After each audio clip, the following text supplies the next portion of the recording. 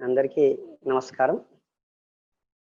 మరి ఆత్మస్వరూపులందరికీ, దివ్యాత్మ స్వరూపులందరికీ నా యొక్క ఆత్మ ప్రణామాలు, ధ్యానాభివందనాలు.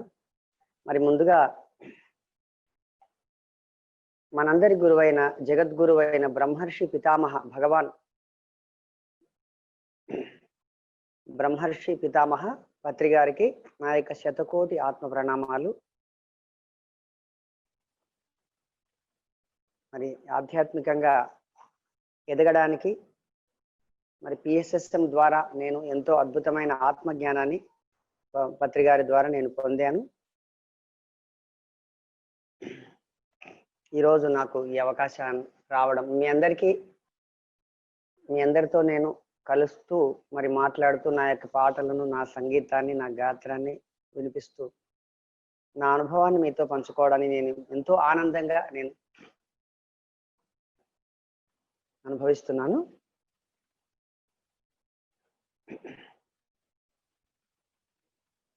నా పేరు పాండురంగయ్య. బేసిక్గా నేను ఇప్పుడు ప్రజెంట్గా నేను గవర్నమెంట్ హై స్కూల్లో జెడ్పిహెచ్ఎస్ జిల్లా పరిషత్ హై స్కూల్లో నేను మ్యాథమెటిక్స్ టీచర్గా వర్క్ చేస్తున్నాను. నేను ఈ ధ్యాన మార్గంలోకి పత్రి గారికి దగ్గరికి పిఎస్ఎస్ఎంలోకి మొట్టమొదట 2002 నవంబర్ 17వ తారీఖున నాకు ఫస్ట్ టైం మెడిటేషన్ పరిచయం జరిగింది. K Umamahesh senior pyramid master Kurnool, మరి అదేవిధంగా జి విజయలక్ష్మి మేడం విజయవాడ, వీరిద్దరి ద్వారా నాకు ఒకే రోజు 5 మాస్టర్స్ నన్ను రావడం జరిగింది. వారి ద్వారా నాకు ధ్యాన పరిచయం, సబ్జెక్టు, ధ్యానం ఎలా చేయాలి. తర్వాత డిసెంబర్ 16వ తారీఖున నేను సరిగ్గా నెలకు బ్రహ్మర్షి పితామహ పత్రి గారిని కలవడం, వారి సమక్షంలో ధ్యానం చేయడం, వారి వేణు నాదాన్ని వినడం, వారు చక్కటి అద్భుతమైన ధ్యాన గీతాలతో ధ్యానం చేయించడం, వేణునాదంతో ధ్యాన గీతాలతో, మరి అదేవిధంగా వారి యొక్క మాటలు, సందేశం నన్ను ఎంతగానో ఆకట్టుకున్నాయి. మరి ఎంతో ప్రభావితున్నయ్యాను పత్రి గారి ద్వారా. ధ్యానం అనేది అంతకుముందు నాకేమీ తెలియదు. నేను చిన్నప్పటి నుంచి ఎక్కువగా మౌనంగానే ఉండేవాడిని. అంటే ఈ యొక్క ప్రాపంచిక పరమైనటువంటి యొక్క ముచ్చట్లు కానీ, అంటే క్యాజువల్గా ఉండకపోయేది, క్యాజువల్గా కామన్గా అందరిలాగా ఉండకపోయేది. ఒక ఏకాంతం, అంటే ఒంటరితనం కాదని, మళ్ళీ అది ఆత్మస్థితి అని ధ్యానం తర్వాత తెలిసింది. అంటే మనము ఎన్నో జన్మలుగా మనం అందరం కూడా ముఖ్యంగా ఆత్మలం కాబట్టి మనకు ఎన్నో జన్మలు ఉంటాయి. మనిషిగా మనం అనేక జన్మలు తీసుకుంటూ ఆత్మపరంగా ఎదుగుతూ ఉంటాం అన్నమాట. కాబట్టి మనకు మన ఆత్మ ఎంత ఎదిగే కొద్దీ మనకు అంత పరిణితి, అంత బుద్ధి, అంత మన జ్ఞానము, బుద్ధి, జ్ఞానము వికసిస్తూ ఉంటాయి. మన మనస్సు కానీ, మన గుణం కానీ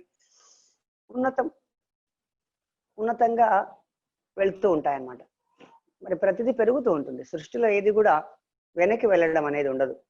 పరిణామం చెందుతాం మొత్తం మీద ఈ యొక్క ఆత్మ ప్రయాణంలో. ఆ విధంగా నేను మరి ఎన్ని జన్మల నుంచి ఎన్ని జన్మలు ఎత్తిందో ఈ ఆత్మ ఇప్పుడు ప్రజెంట్గా మీ ముందు పాండురంగయ్య అనే పేరుతో ఈ శరీరాన్ని ధరించి ఆత్మ ఉంది. మనం ఒక పేరు పెట్టుకున్నాం, ఒక శరీరము, ఒక రూపం ఉంది, కానీ ఈ పేరు, రూపము ఏవి శాశ్వతం కావు. ఆత్మ ఒకటే శాశ్వతం. ఆ ఆత్మలమే మనం. కాబట్టి ఆ విధంగా మరి ఎన్ని జన్మల నుంచి ఈ ఆత్మ ఏ సాధన చేసిందో, ఎలాంటి సాధనలు చేసిందో, కానీ మరి ఆ విధంగా నా స్థితి ఉన్నది. ధ్యానంలోకి రాకముందు మరి మౌనంగా ఉంటూ ఒక 15-20 సంవత్సరాలు వచ్చిన తర్వాత ఎక్కువగా ఆధ్యాత్మికం, అంటే ఆత్మ గురించి డైరెక్ట్గా ఆత్మ అంటే ఏమిటి, మోక్షం అంటే ఏమిటి, ముక్తి అంటే ఏంటి, మరి మరణము, జననము, మరణము, ఇంకా ఎన్నో విషయాలు, బ్రహ్మము. ముఖ్యంగా నాకు ఈ ప్రేరణ కలగడానికి, ఈ జ్ఞానం నాలో కలగడానికి మా అమ్మగారు, మా నాన్నగారు కారకులు.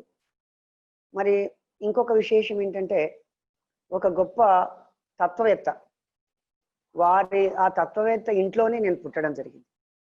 వారు కృష్ణదాసుల వారని, మా స్వగ్రామము వారిది.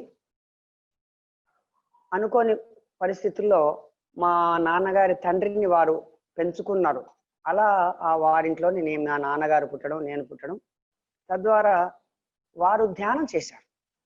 కృష్ణదాసుల వారు పూర్తిగా జీవితం అంతా ధ్యానానికి అంకితం చేశారు. ఆధ్యాత్మికతకు ధ్యానానికి అంకితం చేశారు కృష్ణదాసుల వారు. సుమారుగా 250 కీర్తనలు, తత్వాలు, మంగళహారతులు, పద్యాలు ఇవన్నీ కూడా రాశారు. గొప్ప తత్వవేత్త, ధ్యాన సాధన చేసి తత్వజ్ఞానం పొందిన తత్వవేత్త.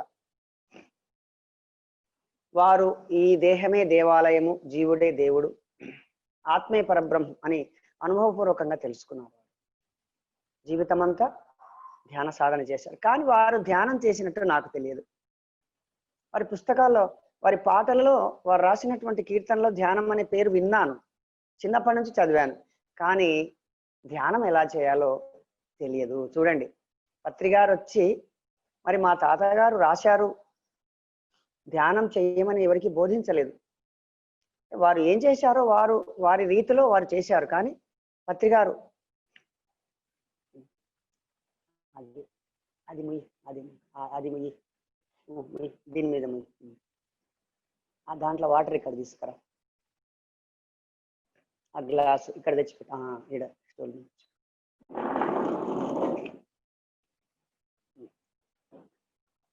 మరి కృష్ణదాసుల వారి యొక్క తత్వబోధనలు నాలో జిజ్ఞాసను రేకెత్తించి మొట్టమొదటగా ఆ జ్ఞానంతో నేను ఆధ్యాత్మిక ప్రయాణాన్ని కొనసాగిస్తూ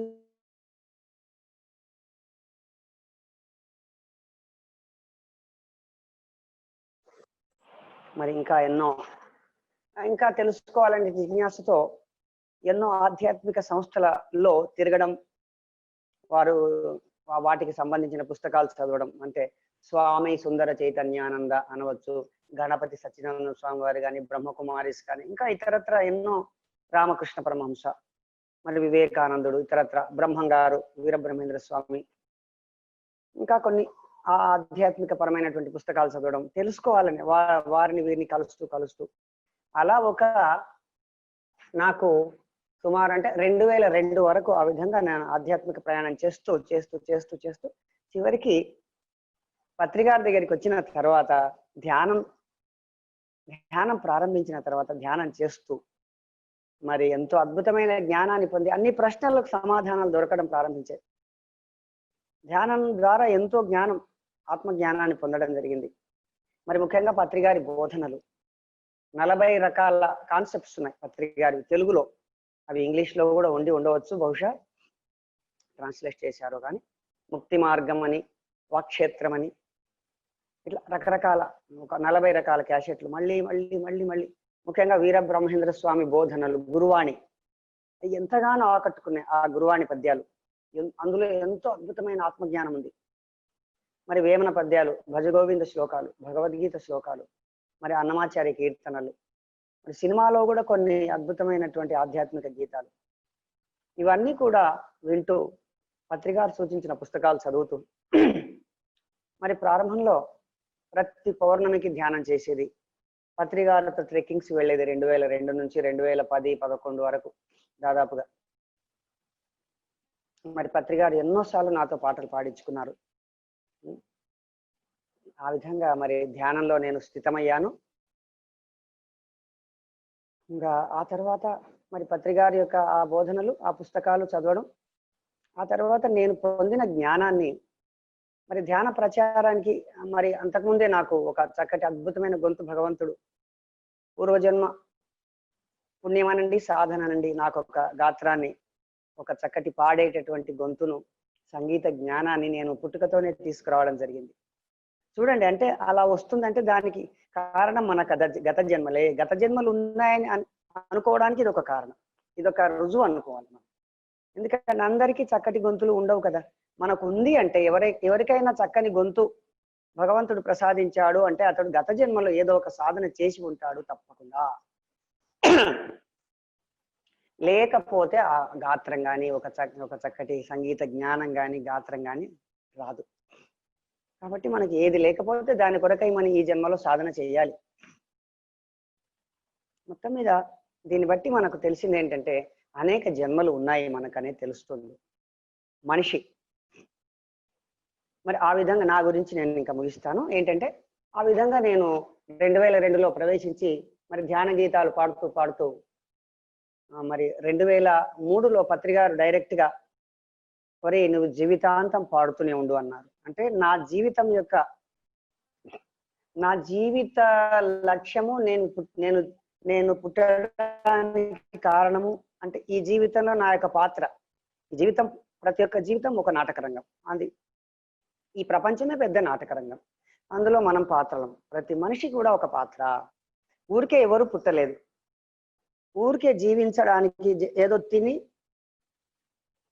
పడుకోవడానికి, పెళ్లి చేసుకొని పిల్లలు కనడానికి మాత్రం మనం పుట్టలేదు. సృష్టి రహస్యాన్ని తెలుసుకోవడానికి, ఆత్మ యొక్క అనుభవాన్ని పొందడానికి మనం పుట్టాం. ఎన్నో నేర్చుకోవడానికి ఈ భూమి పైన మనం వచ్చాం. ఆత్మలో ఎక్కడెక్కడో పైలోకాలలో ఉన్నటువంటి ఆత్మలు, ఎన్నో అంశాత్మలు ఈ భూమి మీదకి మానవ రూపం ధరిస్తాయి. కాబట్టి ప్రతి మానవుడు ఒక ఆత్మ. ఆత్మే భగవంతుడు. భగవంతుడు అంటే ఆత్మ. దాని గురించి తర్వాత మీకు పద్యాల్లో పాటలు వివరిస్తాను. కాబట్టి మా పత్రి గారు నాకు డైరెక్ట్ గా వారు ఎంతో కరుణతో నన్ను వారి పక్కన కూర్చున్నప్పుడు ఒకసారి ఒరే నువ్వు జీవితాంతం పాడుతూనే ఉండు అన్నారు. మరి అప్పటి నుంచి ముఖ్యంగా నాకు పాటలు అంటే, సంగీతం అంటే చాలా ఇష్టం. చిన్నప్పటి నుంచి ఎవ్వరు పాడమన్నా పాడేదన్నమాట. ఏ పాట అంటే భజన కీర్తనలు, ముఖ్యంగా భజన కీర్తనలు, తత్వాలు, మరి ఘంటసాల పాటలు ఎక్కువగా నేను ఘంటసాల పాటలు ఎక్కువగా ఇష్టపడేవాడిని. ఇప్పటికీ కూడా పాడుతుంటాను అద్భుతంగా ఘంటసాల భగవద్గీత శ్లోకాలు కానీ. ఇంకా మరి ఇంకొక రోజు పత్రికారు దగ్గర కూర్చోబెట్టుకొని ఒరే నువ్వు పిరమిడ్ ధ్యాన గీతాల మాస్టర్వి అన్నాడు. అంటే వారు ఎంతో ఎంకరేజ్ చేస్తారనమాట. మనల్ని ఎక్కడికి వెళ్లకుండా మనకు ఒక వర్క్ చెప్తారనమాట.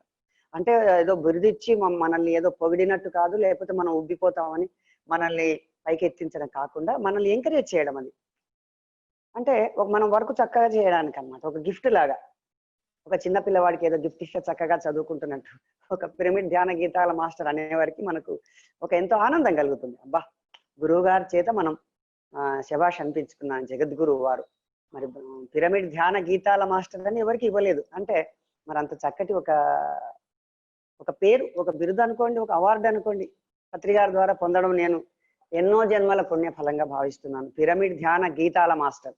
మామూలుగా అందరూ పిరమిడ్ మాస్టర్లు అయితే పిరమిడ్ ధ్యాన గీతాల మాస్టర్, ధ్యాన గీతాల్లో మాస్టర్.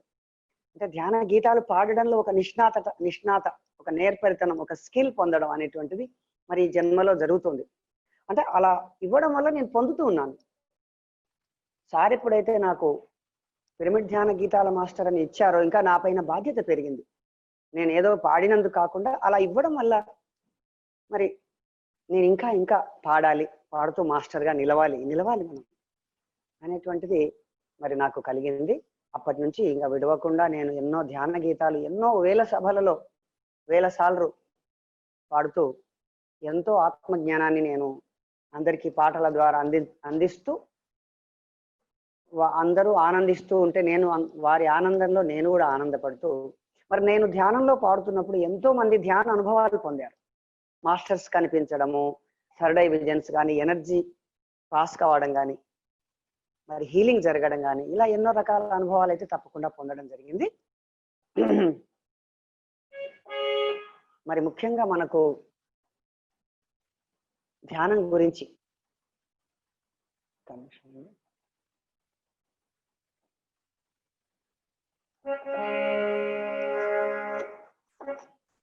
జన్మల గురించి, ఆత్మ గురించి మనం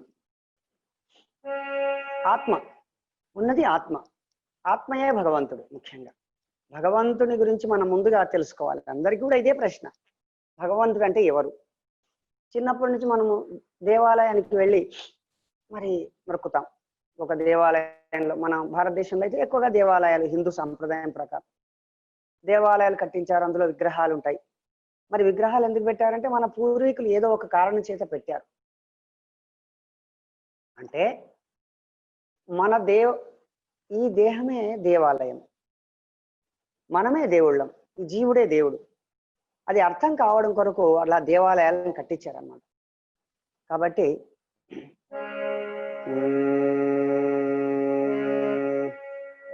దేవో దేవాలయ ప్రోక్తో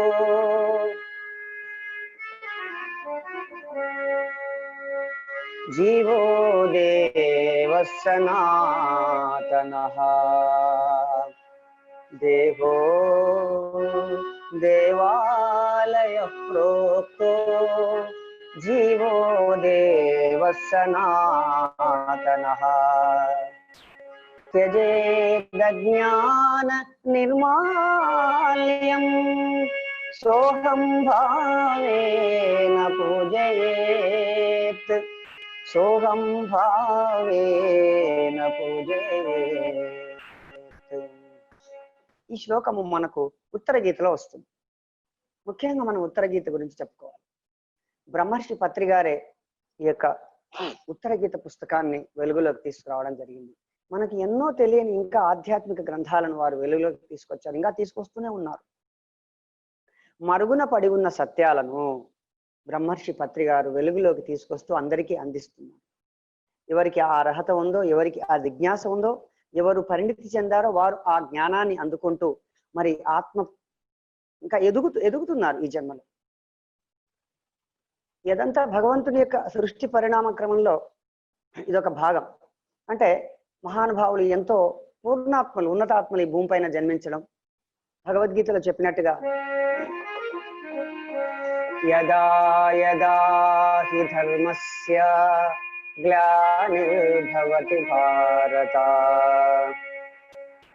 అభ్యుత్థానమధర్మస్య తదాత్మానం సృజామ్యహం పరిత్రాణాయ సాధూనాం వినాశాయ చ దుష్కృతాం ధర్మ సంస్థాపనార్థాయ సంభవామి యుగే యుగే సంభవామి యుగే యుగే. ప్రతి ఆత్మ కూడా మళ్ళీ మళ్ళీ భూమి మీద జన్మిస్తుంది తాను ఎదగడానికి. ఒక ఎదిగిన తర్వాత ఒక పూర్ణాత్మగా మారిన తర్వాత మళ్ళీ భూమి మీదకి బోధ చేయడానికి వస్తాయి ఆత్మలు, పూర్ణాత్మలు. వారే అవతార పురుషులు. కాబట్టి పత్రి గారు ఒక గొప్ప భగవాన్. కాబట్టి మరి వారు ఎన్నో ఆధ్యాత్మిక సత్యాలను వెలుగులోకి తీసుకొచ్చారు. అందులో ఉత్తర గీతలో దేహో దేవాలయ ప్రోక్తో జీవో దేవః సనాతనః. దేహో దేవాలయ ప్రోక్తో జీవో దేవో సనాతనః. ఈ దేహమే దేవాలయం. దేహం అంటే శరీరం.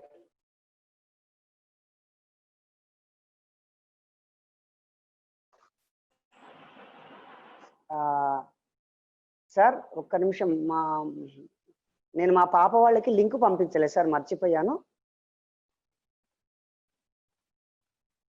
Sir.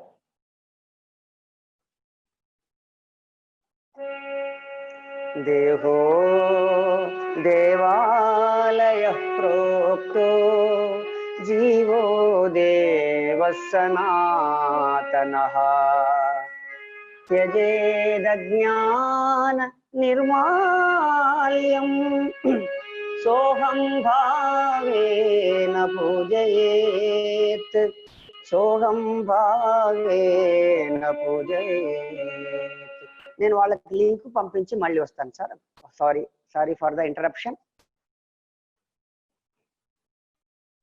Okay sir, no problem sir.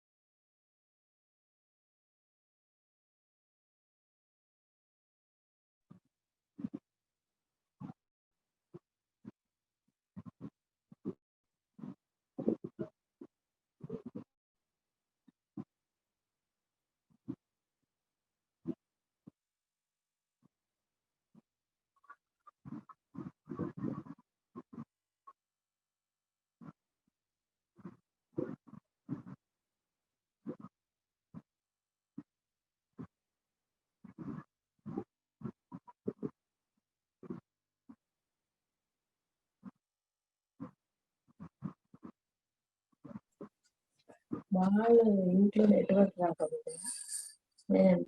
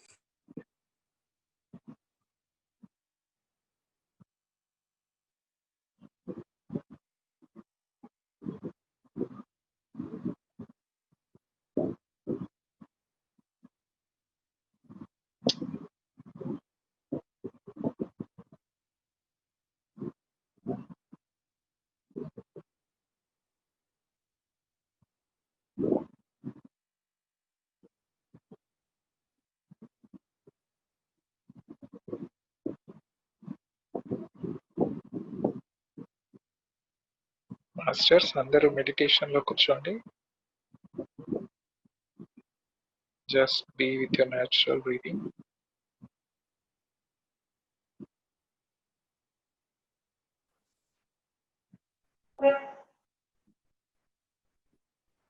Hello yes sir, yes. Sir, మా అమ్మాయి వాళ్ళకి నేను పంపించడం మర్చిపోయాను, అందుకే ఇప్పుడు పంపించి చెప్పాను. No problem sir. ఓకే. అదే లింక్ పంపించడం మర్చిపోయాను, ఇప్పుడు పంపించాను సార్. నేను స్క్రీన్ పైన రావట్లేదు. లేదు సార్, మీ స్క్రీన్ పైన ఉన్నారు. అంటే చిన్నగా కనిపిస్తున్నాను, ఇంతేనా? ఇప్పుడు వచ్చాను. Right sir. ఆ విధంగా మరి ఉత్తర గీత అనేటువంటిది ముఖ్యంగా మనకు తెలుసుకోవాల్సినటువంటి విషయం. భగవద్గీత అందరికీ తెలుసు, ఉత్తర గీత అనేది ఒకటి ఉంది అనేది తెలియదు అందరికీ. ఈ ఉత్తర గీత ఏంటంటే, భగవద్గీత అంతా చెప్పిన తర్వాత శ్రీకృష్ణుడు అర్జునుడికి యుద్ధం తర్వాత మళ్ళీ అనేక సంవత్సరాల తర్వాత మళ్ళీ బోధిస్తాడనమాట. అదే ఉత్తర గీత.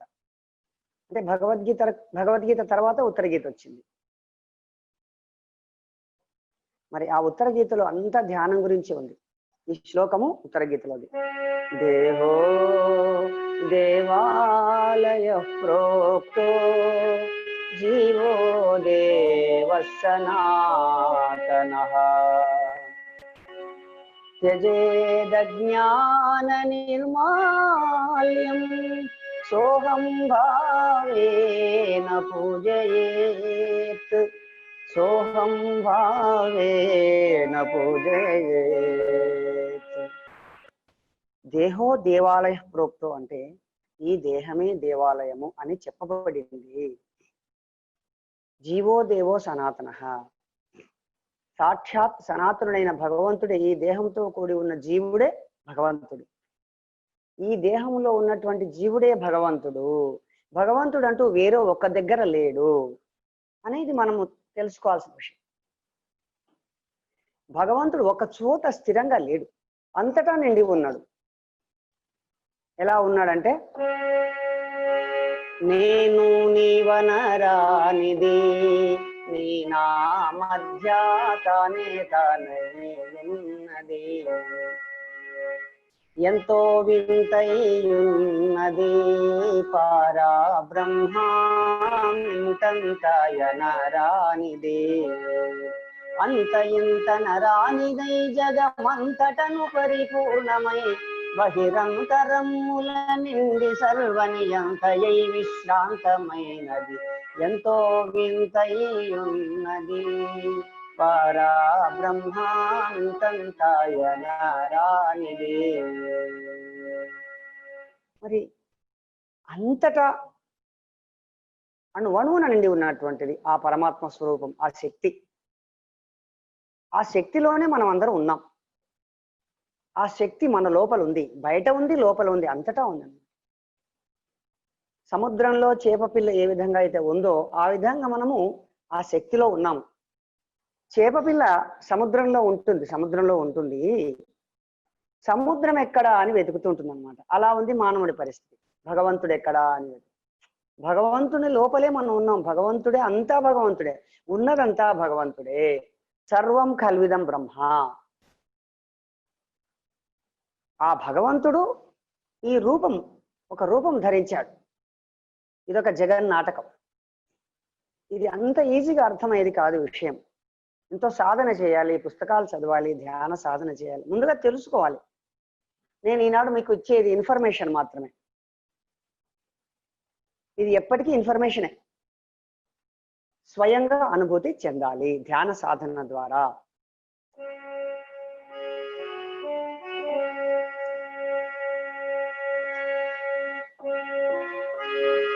యదేకం నిష్కళం బ్రహ్మ వ్యోమాతీతం నిరంజనం అప్రతర్క్యమవిజ్ఞేయం వినాశోత్పత్తివర్జితం వినాశోత్పత్తివర్జితం.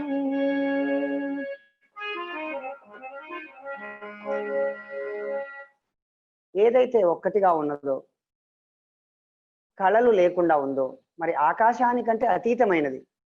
యదేకం నిష్కళం బ్రహ్మ. ఆత్మను గురించి ఉత్తర గీతలో ఈ విధంగా చెప్పబడింది. ఏదైతే ఒక్కటిగా ఉందో, అంటే ఒక్కటే, ఉన్నదంతా ఒకటే పదార్థం, అంతటా నిండి ఉన్నది ఒకటే. చెట్టు, క్రిమికీటకాలలో, చెట్లల్లో, చేమల్లో, మనుషుల్లో, గొర్రెల్లో ఏది ఎక్కువ కాదు, ఏది తక్కువ కాదు ఈ సృష్టిలో. అందుకే మనం ఏ ప్రాణిని చంపే హక్కు మనకు లేదు. పత్రికారు చెప్తున్నది అదే. మరి మానవుడు తెలియక మూర్ఖత్వంతో మరి జంతుజాలాలను చంపుతున్నాడు. ఒక్క నిమిషం అండి, ఇప్పుడే వస్తాను.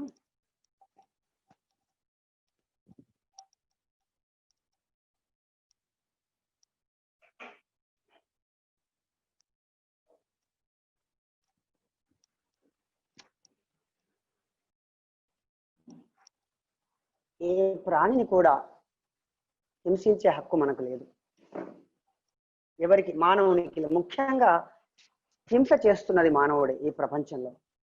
మిగతా సకల జీవరాశులన్నీ కూడా చక్కగా వాటి ధర్మం ప్రకారం జీవిస్తున్నాయి. ఈ మానవ జన్మకు వచ్చేసరికి ఈ సకల శాస్త్రాలు, పురాణాలు, ఉపనిషత్తులు ఇవన్నీ మానవుడికి అవసరం. ఆత్మజ్ఞానం అనేటువంటిది మానవునికి అవసరం. ఆ పశుపక్షాదులు, జంతువులన్నీ ఆనందంగా జీవిస్తున్నాయి వాటి ధర్మం ప్రకారం. మరి సృష్టిలో మరి మానవుడు ఒక్కడే ఎంతో విచిత్రంగా మరి ఉన్నాడు. అద్భుతంగా ఆ మానవుడు ఎంతైనా ఎదగవచ్చు, మరి హీన స్థితికి పడిపోవచ్చు. రెండు మార్గాలు ఉన్నాయి. దైవత్వం వైపు వెళ్ళవచ్చు, పరుగులు పెట్టవచ్చు. ఇంకా అధమ స్థితి వైపు కూడా వెళ్ళవచ్చు. అది మన చేతుల్లో ఉందన్నమాట. ఎవరిని వారే ఉద్ధరించుకోవాలి. మరి భగవంతుడి గురించి మనకి ఇంకా భగవద్గీతలో ఏం చెప్పబడింది?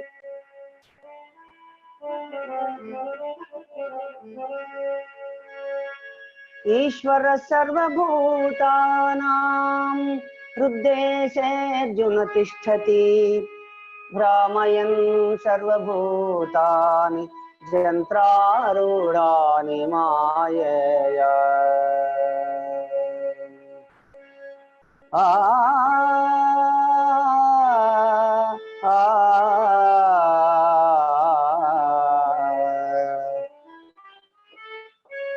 ఈశ్వర సర్వభూతానాం.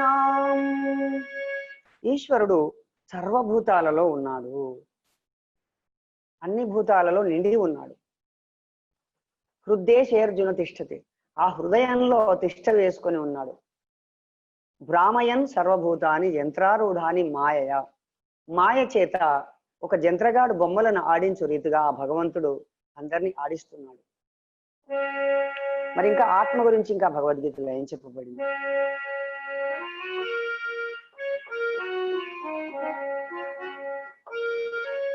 అహమాత్మా గుడాకేశ సర్వభూతాశయ స్థితః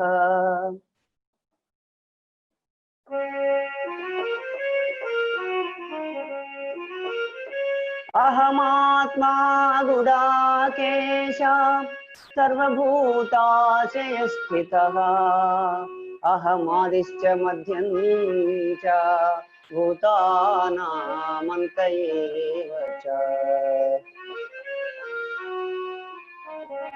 అహమాత్మా గుడాకేశ. గుడాకేశ అంటే అర్జునుడు, అంటే నిద్రను జయించిన వాడిని గుడాకేశ అంటారు. ఓ గుడాకేశ, ఓ అర్జున, అహం ఆత్మ. అహం అంటే నేను. ఆ భగవంతుడే స్వయంగా చెప్తున్నాడు, అహం ఆత్మ, నేను ఆత్మను, అన్ని భూతాలలో ఉన్నాను. అహమాత్మ గుడాకేశ సర్వభూతాశయ స్థిత. అన్ని భూతాలలో నేను స్థితమై ఉన్నాను. స్థితం కావడం అంటే ఉండడం, స్థితి అంటే ఉండడం అన్నమాట, నిలిచి ఉండడం. స్థితి అంటే గతి, స్థితి. గతిశక్తి స్థితి శక్తి అని రెండు ఉన్నాయి. గతి అంటేనేమో వేగం, గతి గతి పోతూ వెళ్తూ ఉండడం. మళ్ళీ స్థితం అంటే ఉండడం, అక్కడే ఉండడం, నిశ్చలంగా అక్కడ ఉండడం అన్నమాట. సో అన్ని భూతాలలో నేను స్థితమై ఉన్నాను. అహమాత్మా గుడాకేశ సర్వభూతాశయ స్థితః అహమాదిశ్చ మధ్యం చ భూతానామంత ఏవ చ. అహం ఆదిశ్చ మధ్యం చ భూతానామంత ఏవ చ అంటే నేను మొదలు ఉన్నాను, మధ్యలో ఉన్నాను, తుది. ఆది అంతము, ఆది మధ్యము అంతము నేనే. చావు లేదు, నాకు పుట్టుక లేదు, నేను ఎప్పటికీ ఉండేవాడిని. నజాయతే మ్రియతే వా కదాచిత్. కాబట్టి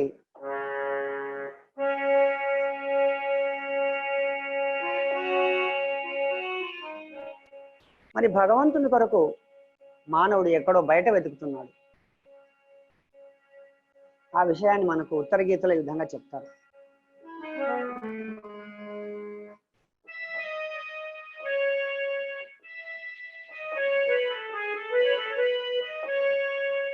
బహిర్భ్రామ్యతి బహిర్భ్రామ్యతి యః కశ్చిత్ త్యక్త్వా దేహస్థమీశ్వరం స్వగృహే పాయసం త్యక్త్వా భిక్షామటతి దుర్మతిః.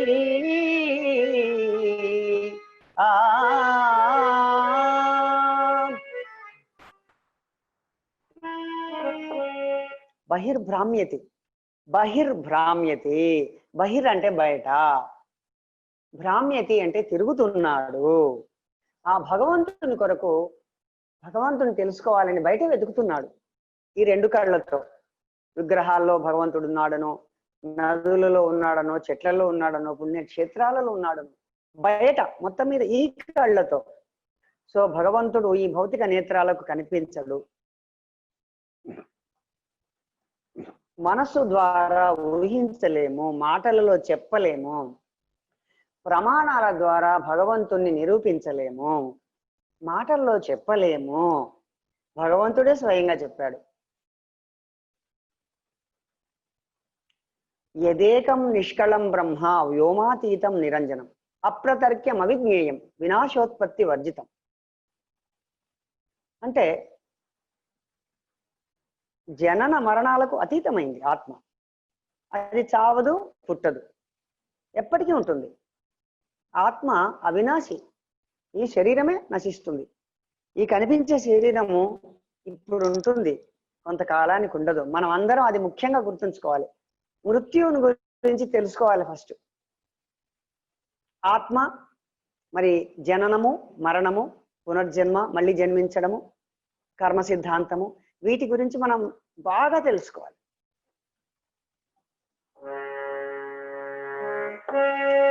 దేహమేరా దేవాలయం జీవుడే సనాతన దైవం.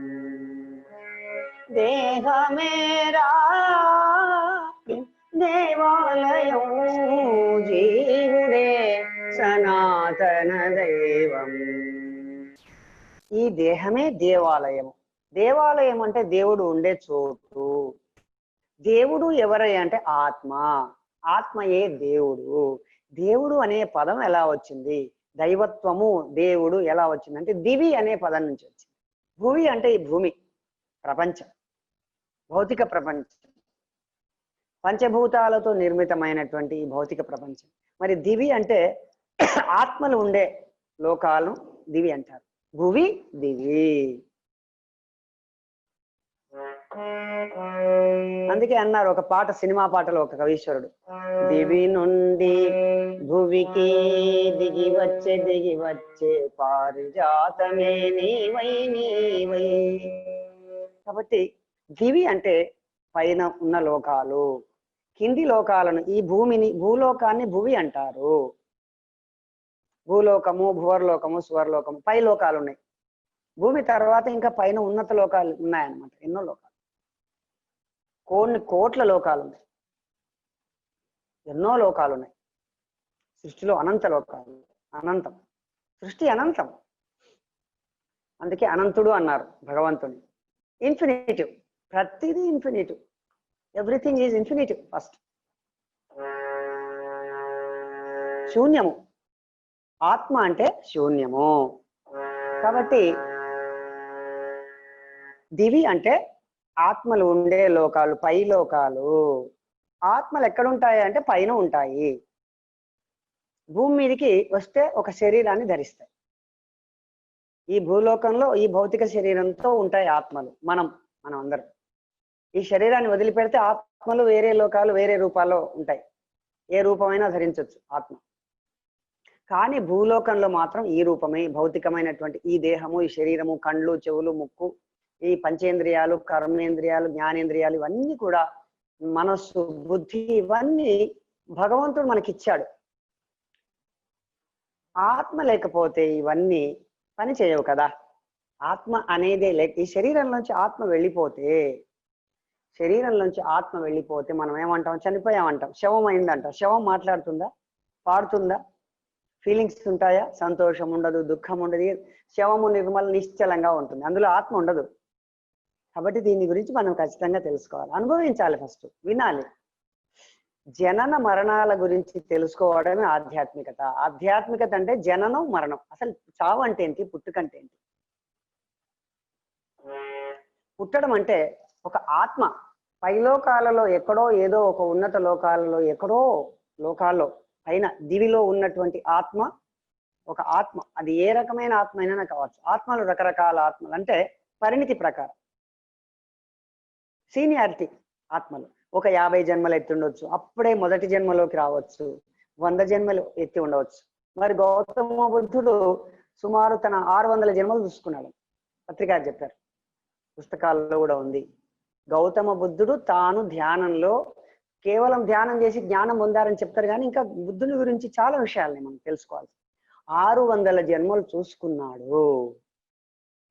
ఈనాడు పిరమిడ్ మాస్టర్లు అందరూ కూడా వాళ్ళ జన్మ చూసుకుంటున్నారు అంత తేలికగా. పత్రి గారు సూచించినటువంటి ధ్యాన సాధన వల్ల, ఆనాపానసతి ధ్యానం ద్వారా జన్మలు చాలా మంది చూసుకుంటున్నారు. కొంతమంది జన్మలను పత్రి గారు స్వయంగా చెప్తున్నారు. అవసరం అనుకుంటే చెప్తారు వారు కరుణతో. మనం వెళ్ళి అడిగామనుకోండి కొడతారు. అలా ఎవరు అడగర్లేండి. కాబట్టి మరి ఈ జన్మ అనేటువంటిది, ఆత్మలు అనేవి మరి ముఖ్యంగా భౌతిక శరీరాన్ని ధరిస్తాయి, భూలోకంలో ధరిస్తాయి. ధరించి ఇదొక పాఠశాల అన్నమాట భూమి. ఈ భూలోకమే ఒక ప్రత్యేకమైనటువంటి ఒక క్షేత్రం, ప్రత్యేకమైన లోకం. అనేక లోకాలు ఉన్నాయి భూమిలో, సృష్టిలో, విశ్వంలో, బ్రహ్మాండము. మరి వేమన చక్కటి పద్యం చెప్తారు విశ్వాన్ని గురించి, బ్రహ్మం గురించి. విశ్వమందు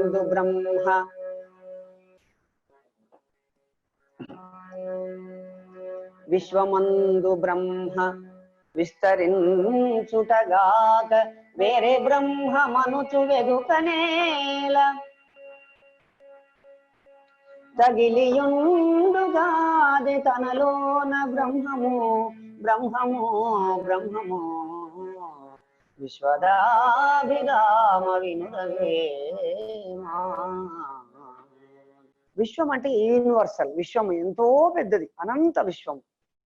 ఈ అనంత విశ్వం అంటారు దీన్ని, ఇన్ఫినిటివ్ యూనివర్స్.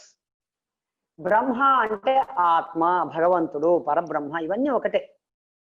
ఈ విశ్వమంతటా నిండి ఉన్నటువంటి ఆ శక్తి, ఆ భగవంతుడు ఏదైతే ఆ పరబ్రహ్మం ఉందో అది మన లోపల కూడా అదే పరబ్రహ్మం ఉంది అని మనకు వేమన చక్కగా ఆ దైవత్వం గురించి, ఆ ఆత్మను గురించి మనకు చక్కటి పద్యంలో వివరించారు. మరి మానవుడు భగవంతుని కొరకు ఎలా బహిర్భ్రామ్యతి, బహిర్ అంటే బయట, బయట వెతుకుతున్నాడు. మరి బహిర్భ్రామ్యతి యక్కచ్చిత్యక్వా దేహస్థమేశ్వరం, దేహస్థం ఈశ్వరం. ఈశ్వరుడు ఈ దేహంలోనే ఉన్నాడు, ఎక్కడో బయట లేడు.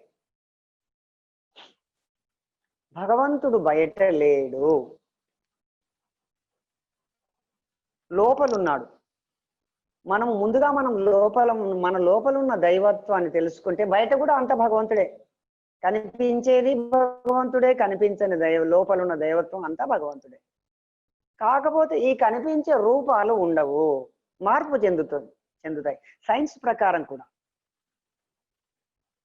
శక్తి, పదార్థం రెండు ఉన్నాయి. పదార్థం మార్పు చెందుతుంది, శక్తి మాత్రం మార్పు చెందదు. అందులో ఉన్న శక్తి, శక్తి నిత్యత్వ నియమం. Matter and energy. మ్యాటర్ అంటే భౌతిక పదార్థం, ఎనర్జీ అంటే ఆత్మ. ఐన్స్టీన్ సిద్ధాంతం కూడా అదే విధంగా అదే చెప్తుంది. కాబట్టి మనం అందరం తెలుసుకోవాల్సిన విషయం ఏమిటంటే ఈ శరీరము, కనిపించే శరీరము వేరే, శరీరము వేరే, ఆత్మ వేరే, రెండు ఒకటి కావు. శరీరంలో ఇప్పుడు ఆత్మ ఉంది, మన శరీరంలో ఉన్న ఆత్మను గుర్తించడానికే ధ్యానం చేయాలి. ధ్యానం చేయకపోతే ఆత్మ యొక్క అనుభవం కలగదు. ధ్యానం ఎందుకయ్యా అంటే ఆత్మ యొక్క అనుభవం కొరకే.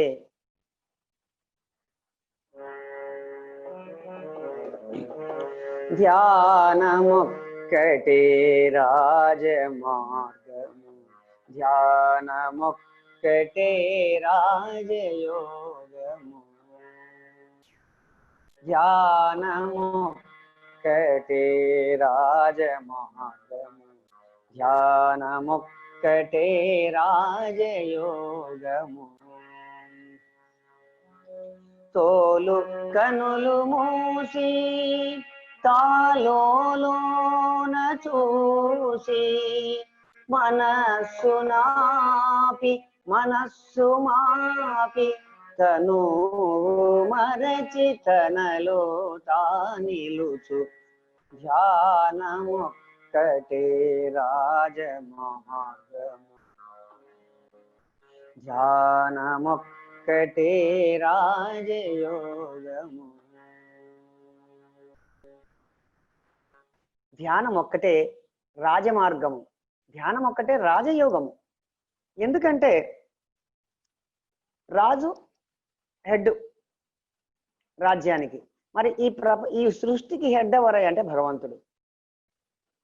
మరి రాజమార్గము, భగవంతుని చేరే మార్గము, రాజయోగము, రాజు అయ్యే యోగం.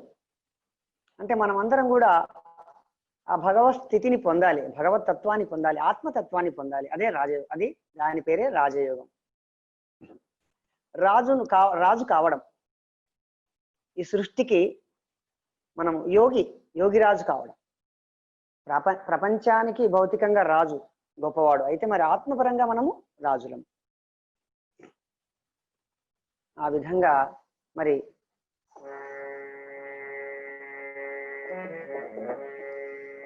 భగవద్గీతలో మనకి జన్మ గురించి ఈ విధంగా చెప్తారు. జన్మ, పునర్జన్మ. బహూనాం జన్మనామంతే జ్ఞానవాన్ మాం ప్రపద్యతే వాసుదేవ సర్వమితి సమహాత్మా సుదుర్లభః. బహూనాం జన్మనామంతే జ్ఞానవాన్ మాం ప్రపద్యతే వాసుదేవ సర్వమితి సమహాత్మా సుదుర్లభః. బహూనాం జన్మనాం అంటే బహు అంటే అనేక జన్మలు ఎత్తిన పిమ్మటనే మానవుడు జ్ఞానవంతుడు అవుతాడు. జ్ఞానం అంటే ఆత్మజ్ఞానం, ఆత్మను గురించి తెలుసుకోవాలనేటువంటి జిజ్ఞాస. అంతవరకు అనేక జన్మలలో ఆత్మ అంటే ఏమో తెలియదు. పుట్టడం చావడం అంతే. పుట్టడం, పెరగడం, చావడం. అందుకే శంకరాచార్యుల వారు కూడా ఒక అద్భుతమైన శ్లోకాన్ని మనకు అందించారు జన్మ పునర్జన్మ గురించి. పునరపి జననం పునరపి మరణం పునరపి జననీ జఠరే శయనం ఇహ సంసారే బహుదూస్తారే కృపయా పారే పాహి మురారే భజ గోవిందం.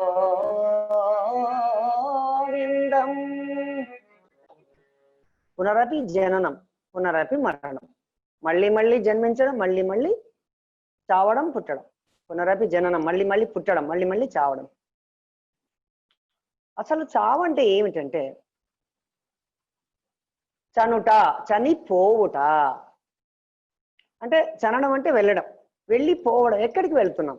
శరీరంలోంచి బయటికి రావడమే చనుట అంటే. ఎక్కడికి అంటే పైలోకాల్లోకి. ఎక్కడి నుంచి వచ్చాం? ఈ శరీరం లోపలికి ఒక ఆత్మ ప్రవేశించింది తల్లి గర్భంలో ముందుగా. మరి స్త్రీ పురుషులు కలుసుకున్నప్పుడు మరి ఆ యొక్క అండము పిండముగా మారడము, 6వ నెలలో లేదా 7వ నెలలో ఆత్మ ఆ యొక్క జీవిలో ప్రవేశించడం జరుగుతుంది అన్నమాట. మనకు వీరబ్రహ్మేంద్ర స్వాముల వారు దీని గురించి ఒక చక్కటి పాటను మనకు వివరించారు. నీవెవరో నీ జన్మం ఏదో నిజం తెలుసుకో జీవా, నిజం తెలుసుకో జీవా. సృష్టి క్రమమును చెప్పెదను, ఇది చిత్తశుద్ధితో వినవలెను. పిండోత్పత్తి క్రమము నెరింగిన జ్ఞానోదయము కలిగేను. నీవెవరో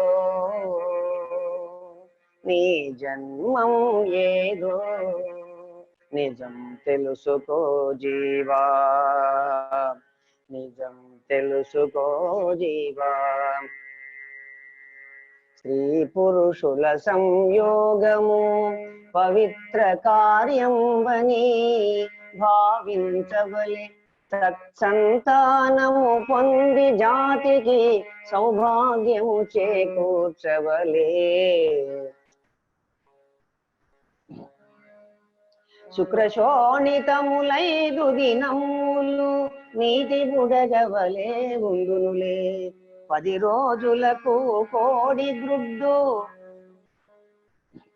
ఆకారమచట చేకూరునులే. భార్యాభర్తలు ఒక స్త్రీ పురుషుడు సంభోగంలో పాల్గొన్నప్పుడు పురుషుడి నుంచి కొన్ని కోట్ల వీర్య కణాలు బయలుదేరుతాయి. మరి అందులో ఏదో ఒక్క కణం మాత్రమే స్త్రీ యొక్క అండంతో కలుస్తుంది. ఇది అందరూ తెలుసుకోవాల్సిన విషయం.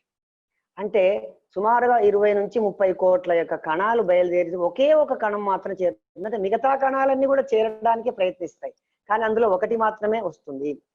అంటే మిగతా అన్ని చనిపోతాయి, వెళ్ళిపోతాయి, వ్యర్థం అవుతాయి. చూడండి మరి ఒక్క కణం అది ఎంత ముఖ్యమైనదో, మరి మన జన్మ ఎంత విలువైనదో. 30 కోట్ల కణాలతో పోటీ పడి వచ్చినటువంటి కణమే మనము. ఇది సైన్స్ ప్రకారం మనం గుర్తుంచుకో. శుక్ర శోణితములు 5 దినములు శుక్ర కణాలు పురుషుని నుంచి బయలుదేరినటువంటి ఆ శుక్ర కణాలు కొన్ని కోట్ల వీర్య కణాలు బయలుదేరుతాయి. అందులో ఒకటే కదా చేరేది, స్త్రీ యొక్క ఆ కణంతో కలిసేది. క్రోమోజోమ్స్ అంటారు. ఈ పురుషునిది ఒకటి మరి స్త్రీది ఒకటి కలిసి అండము ఏర్పడుతుంది. అండము పిండంగా మారుతుంది.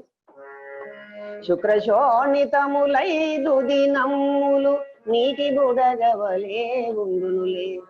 10 రోజులకు కోడి గ్రుడ్డు ఆకారమచట చేకూరునులే. శుక్రశోణితములు ఆ శుక్రకణాలు 5 దినాల వరకు నీటి బుడగ లాకుంటాయంట. ఎప్పుడు అది కూడా పోవచ్చు. నీటి బుడగ వంటిది జీవితం అంటారు కదా, అప్పుడు అందుకే నీటి బుడగ అక్కడే స్టార్ట్ అయింది. నీటి బుడగ అంటే మనం బయట అనుకుంటాం, కానీ నిజానికి మన జీవితము అక్కడ తల్లి కడుపులోనే నీటి బుడగలాగా, నీటి బుడగ ఆకారంలో ఉంటుందంట. శుక్రశోణి చూడండి ఎంత అద్భుతంగా చెప్పారు. ఆ కాలంలో సైన్స్ మహానుభావుడు. ఏదో ఈ రోజు ఈనాడు ఏదో పాశ్చాత్య వాళ్ళు మేము కనుక్కున్నాం. 400 సంవత్సరాల నాడు బ్రహ్మం గారు శుక్రశోణితములైదు దినములు నీటి బుడగవలే ఉండునులే. చూడండి ఎంత అద్భుతమైన విషయం. నీటి బుడగలాగా ఉంటాయంట ఆ శుక్రకణాలు రెండు కలిసి ఒక నీటి బుడగ ఏర్పడుతుంది అక్కడ. అది ఉండొచ్చు, పోవచ్చు, తప్పని పోవచ్చు. అప్పుడు మళ్ళీ భార్య భర్తలు మళ్ళీ కలుసుకున్నప్పుడు మళ్ళీ ఏర్పడుతుంది. ఆ విధంగా భార్య గర్భం దాల్చడం జరుగుతుంది. అప్పుడు 5 రోజుల తర్వాత శుక్రశోణితములైదు దినములు నీటి బుడగవలే ఉండునులే, 10 రోజులకు కోడి గ్రుడ్డు ఆకారమచట చేకూరునులే. 10 రోజుల తర్వాత అండం ఏర్పడుతుంది. ఫస్ట్ నీటి బుడగ, ఆ తర్వాత అండము పిండంగా మారుతుంది. మళ్ళీ ఎప్పుడు మారుతుంది? నెలకు గట్టి పిండముగా తేలి. గట్టి పిండం నెల రోజులకు పిండం ఏర్పడుతుంది. ఒక నెల రోజులకు. అందుకే అప్పుడు మనకు అది వాళ్ళకి ఆడవాళ్ళకి డేట్స్ రావడం, అది ఇంకా నెల తర్వాత నిలిచింది అంటారు, నెల తప్పింది అంటారు. అప్పుడు నెలకు గట్టి పిండముగా తేలి శిరము ముందుగా చేరేను. కోడిగుడ్డు ఆకారంలో అండం ఉంటుంది, అది పిండంగా మారుతుంది. నెల లోపల పిండంగా మారి మరి ముందుగా శిరం అంటే శిరస్సు బయటకు వస్తుంది. నెలకు గట్టి పిండముగా తేలి శిరము ముందుగా చేరేను. నెల రోజుల తర్వాత అండము పగిలి పిండం ఏర్పడుతుంది. మొట్టమొదట ఆ పిండంలో శిరస్సు బయటకు వస్తుంది. నెలకు గట్టి పిండముగా తేలి శిరము ముందుగా చేరేను. 2 నెలలకు కాళ్ళు చేతులు. 2 నెలల తర్వాత కాళ్ళు చేతులు ఏర్పడతాయి. 3 నెలలకు కడుపమరేను. 3 నెలల్లో కడుపు ఏర్పడుతుంది. స్టమక్ అంటే పొట్ట ఆ యొక్క పిండానికి. 4వ నెలకు ఇరు పార్శ్వములు అంటే భుజాలు ఏర్పడతాయి. 4వ నెలలో ఇరు పార్శ్వం అంటే భుజాలు ఇవి. 4వ నెలకు ఇరు పార్శ్వములు. 5వ నెలకు పాదాలు వేళ్ళు. 5వ నెలలో పాదాలు ఏర్పడతాయి, ఏళ్ళు, పాదాలు, వేళ్ళు. 6వ నెలకు ముక్కు, కన్ను, చెవి, నవరంధ్రాలే పడతవిలే. నవరంధ్రాలు అంటే 9 రంధ్రాలు మన శరీరంలో. 2 చెవులు, 2 కళ్ళు, ఇవి 2, 2, 4, 2, 6, 7, 8, 9.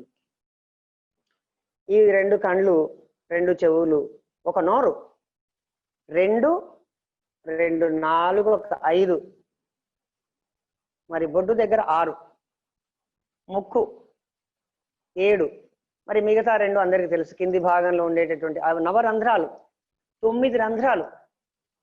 ఈ శరీరంలో, భౌతిక శరీరంలో 9 రంధ్రాలు ఉన్నాయి. మరి 6వ నెలకు ముక్కు, కన్ను, చెవి, నవరంధ్రాలే పడతవిలే. 9 రంధ్రాలు 6వ నెలలో ఏర్పడతాయంట. 7వ నెలకు జీవుడు చేరును, ఊర్ధ్వముఖముగా పిండం గుండును. ఆత్మ 7వ నెలలో చేరుతుంది. చూడండి ప్రాణి యొక్క పుట్టుక ఎంత అద్భుతంగా రాశారు బ్రహ్మం గారు. ఇదంతా మనం తెలుసుకోవాలి. ఎంతో ఉంది తెలుసుకునేది. అనంతమైన ఆత్మజ్ఞానం ఉంది. ఏదో కొంచెం తెలుసుకుంటున్నా, ఏదో తెలిసింది ఏమంటారు చూడండి రజనీకాంత్ సినిమాలో, తెలిసింది గోరంతా తెలియని కొండంతా. ఏదో నాకు గోరంతా తెలిసిన దాన్ని మీకు నేను వినిపిస్తున్నాను. 7వ నెలకు జీవుడు చేరును, ఊర్ధ్వముఖముగా పిండం గుండును. ఆత్మ 7వ నెలలో చేరుతుంది. ఊర్ధ్వముఖంలో పైకి పిండం శిరస్సు పైకే ఉంటుంది అనమాట. నాభి మొదలు బ్రహ్మరంధ్రము దాకా నాడి ఒకటి సమకూడునులే. తల్లి జఠరాగ్ని కడ్డు లేకుండా తొడుగు చుట్టుకొని ఉండునులే. 8-9 నెలల సమయమున పూర్వజ్ఞానం ఉండునులే. ఆహా, ఇది చూడండి, అద్భుతమైన యొక్క విషయం అండి ఇది. కడుపులో ఆ పిండానికి 8వ నెల 9వ నెలలో గత జన్మల జ్ఞానం ఉంటుందట. ఎంత అద్భుతమైన విషయం చూడండి. 8వ నెలలో 9వ నెలలో అంతకుముందు జీవించినటువంటి ఒక మనిషి ఆకారంలో జన్మించి ఒక జీవితం అయిపోయి ఉంటుంది కదండి. జీవితము ఒక మనిషిగా మనం అందరం పుడతాం కదా, పుట్టి చనిపోయి ఉంటాం కదా. చనిపోయి మళ్ళీ కొత్తగా మళ్ళీ తల్లి గర్భంలో, ఇదంతా మీకు తెలుసని అనుకుంటున్నాను. జనన మరణ రహస్యం ఎట్లా ఉంటుందంటే, మనం పుడతాము, పుట్టిన తర్వాత పెరుగుతాము. ఎట్లాగంటే దేహినోస్మిన్ యథా దేహే కౌమారం యౌవనం జరా తథా దేహాంతర ప్రాప్తి ధీరస్తత్ర నముఖ్యతి. జీవులకు ఈ దేహమునందు బాల్యము, యవ్వనము, ముసలితనము ఎట్లో మరొక దేహమును పొందుట కూడా అట్లే. మనం ఇప్పుడు ఉన్నాం అనుకోండి, ఎవరికి వారు భూమి మీద ఇప్పుడు ఉన్నారు. వారు ఏమనుకోవాలి అంటే, అంతకు ముందు కూడా నేను ఈ విధంగా ఉన్నాను. తల్లి గర్భంలో మనం తల్లి గర్భంలో ఉన్నాము, బయటకు వచ్చాము ఒక శిశువుగా. పెరిగి పెరిగి పెద్దగా 60 ఏళ్ళు, 70 ఏళ్ళు, 80 ఏళ్ళు, పోని 100 ఏళ్ళు. ఆ తర్వాత శరీరం శిథిలమైపోతుంది. ఎందుకంటే ఆత్మకు శరీరం బట్ట లాంటిది. బట్ట మనం ఎన్ని రోజులు వేసుకుంటాం? జీవితాంతం ఒకే బట్ట ఉండదు కదా. మహా అంటే 5 ఏళ్ళు, 4 ఏళ్ళు ఒక డ్రెస్ మనకు వస్తుంది. ఆ విధంగా ఆత్మకు ఈ శరీరం అనేది ఒక డ్రెస్సు. ఒక్కొక్క జన్మలో ఒక్కొక్క డ్రెస్ అన్నమాట. బట్టను ధరించినట్టు మనం బయట సమాజంలో తిరగాలంటే బట్టలు కావాలి మనకు. రకరకాల బట్టలు వేసుకొని మంచిగా చక్కగా దర్జాగా ఠీవిగా మనం బయటికి ఎలా వెళుతామో, ఈ ప్రపంచంలోకి ఆత్మ అలాగ ఒక శరీరాన్ని తీసుకొని వస్తుంది. రకరకాల రూపాలు, నల్లగా, తెల్లగా, పొడవుగా, బక్కగా, లావుగా, పొట్టిగా, గుడ్డిగా, కుంటిగా, రకరకాల శరీరం. అదంతా కూడా ఆత్మ యొక్క స్థితిని బట్టి, ఆ జీవుడు చేసే కర్మను బట్టి రూపం ఏర్పడడం జరుగుతుంది. తాను నిర్ణయించుకునే వస్తాడనమాట, ఈ విధంగా ఉండాలి. ప్రతిదీ అక్కడ నిర్ణయింపబడుతుంది జీవితాన్ని చేసిన కర్మను బట్టి. 8-9 నెలల సమయమున పూర్వజ్ఞానం ఉండునులే. పూర్వజ్ఞానం అంటే అంతకుముందు జీవుడు ఇంకొక మనిషి రూపంలో ఉండి చనిపోయి ఆత్మ పైలోకాలకు వెళ్ళి మళ్ళీ ఇంకో తల్లి గర్భంలో ప్రవేశించడానికి వచ్చింది. ఇప్పుడు ఒక మనిషి చనిపోయిన తర్వాత ఆత్మ ముందుగా పైలోకాలకు వెళ్తుంది. ఫస్ట్ అంటే కొన్ని రోజులు ఇక్కడ తిరుగుతుంది భూమి మీద, భ్రమలు వదలక. జ్ఞానం లేకపోతే మరి ఎన్నో రోజులు ఇక్కడ ఉంటుంది ఆత్మ, రకరకాలు. అదే జ్ఞానం పొందితే చక్కగా పైలోకాలకు వెళ్ళిపోతుంది. అందుకే ధ్యానం అవసరం.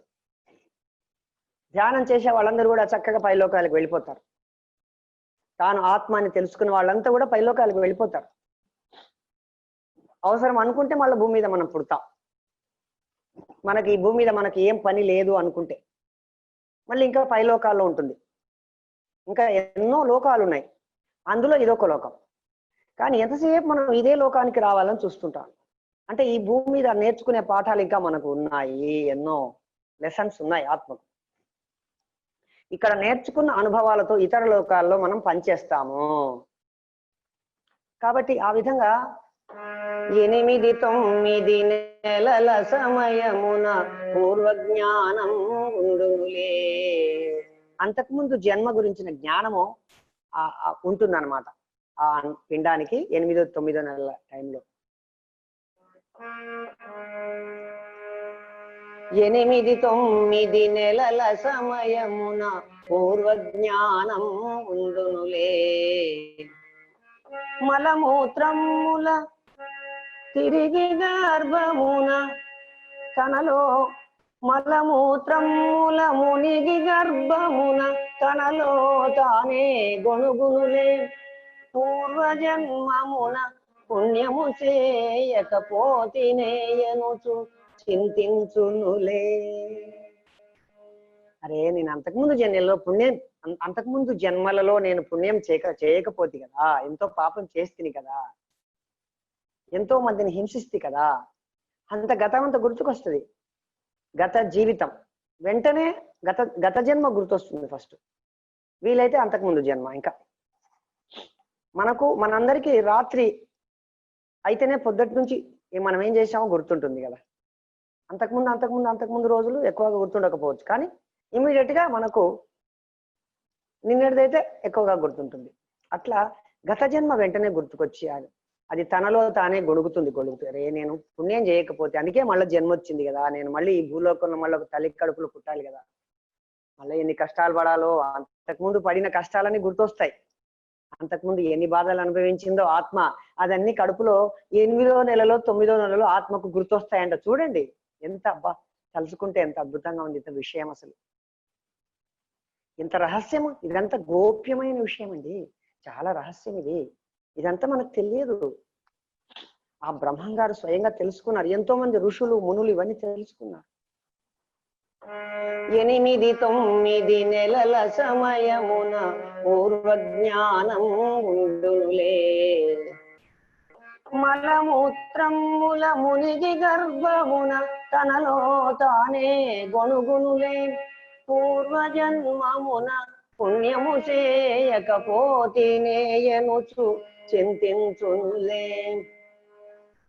ప్రాణవాయువు ప్రసారం వలన పిండం బయటికి కప్పునులే. బొడ్డు కోసి కలినీళ్ళు చల్లగా పూర్వజ్ఞానం మరచునులే. మానవ జన్మా తత్వమిది మహాత్ములెరిగిన చోద్యమిది. మరి ఈ విధంగా ఇదంతా మన జీవ పరిణామం, మనం జీవ పుట్టుక, ఏ విధంగా ఒక ఆత్మ శరీరంలోకి ప్రవేశించి మరి ఏ నెలలో ఏ విధంగా ఏర్పడుతున్నటువంటిది మనకు జన్మ రహస్యాన్ని ఈ విధంగా తెలియజేశారు. సార్ మెడిటేషన్ చేపిస్తారా ఇది దీని తర్వాత, ఈ శ్లోకం తర్వాత? ఇదొక శ్లోకం తర్వాత చేయిస్తాను. ఓకే. పిల్లలు ఏ పేరు మీద ఉన్నారు సార్? సార్ ఒక చిన్న అంశం ఏంటంటే, పిల్లలకి ఒక అకేషన్ అంటే ఒక ప్రత్యేకమైన సందర్భం సార్, వారు వస్తారో డౌట్ ఉంది. అవునా? Okay sir, no problem. అది నేను మీకు తర్వాత చెప్తాను. అది ఓకే సార్, నో ప్రాబ్లం. ఒక ప్రత్యేక సందర్భం, రాలేని సందర్భం అది. అంటే ఫ్రీ అయితే వస్తారు తప్పకుండా. No problem sir. ఒక గెస్ట్లు వచ్చారు అందుకని. Okay sir, okay. వాళ్ళు అదే వెళ్ళిపోతే మాత్రం తప్పకుండా వాళ్ళు జాయిన్ అవుతారు, లేదా నేను కంటిన్యూ చేస్తాను. నో ఇష్యూస్ సార్, మీరు కానిచ్చండి, నో ప్రాబ్లం. ఓకే. మరి ఇప్పుడు జీవుడి పరిస్థితి గురించి ఒక చక్కటి మనకు గీతాన్ని అన్నమాచార్యుల వారు అందించారు. ఎవ్వరెవ్వరి వాడు ఈ జీవుడు, ఎవ్వరికి నేమౌను ఈ జీవుడు, ఎవ్వరెవ్వరి వాడు, ఎవ్వరెవ్వరి వాడు ఈ జీవుడు, ఎవ్వరికి నేమౌను ఈ జీవుడు, ఎవ్వరెవ్వరి వాడు. ఎందరికి కొడుకుగాడి జీవుడు వెనక, ఎందరికి తోబుట్టుడి జీవుడు, ఎందరికి కొడుకుగాడి జీవుడు వెనక, ఎందరికి తోబుట్టుడి జీవుడు, ఎందరిని భ్రమయింపడి జీవుడు,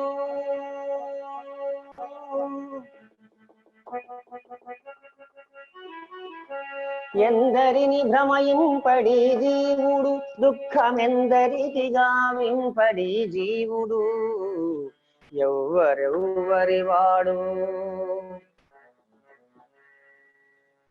ఎక్కడెక్కడదిరుగడి జీవుడు వెనక ఎక్కడో తన జన్మమీ జీవుడు ఎక్కడి చుట్టమో ఈ జీవుడు ఎప్పుడెక్కడికి ఏగునో ఈ జీవుడు ఎవ్వరెవ్వరి వాడు ఎన్నడును చేటులేని జీవుడు వెనక ఎన్ని తనువులు మోవడి జీవుడు ఎన్నగల తిరువెంకటేశు మాయలదగిలి ఎన్ని పదవుల పొందడి జీవుడు ఎవ్వరెవ్వరి వాడు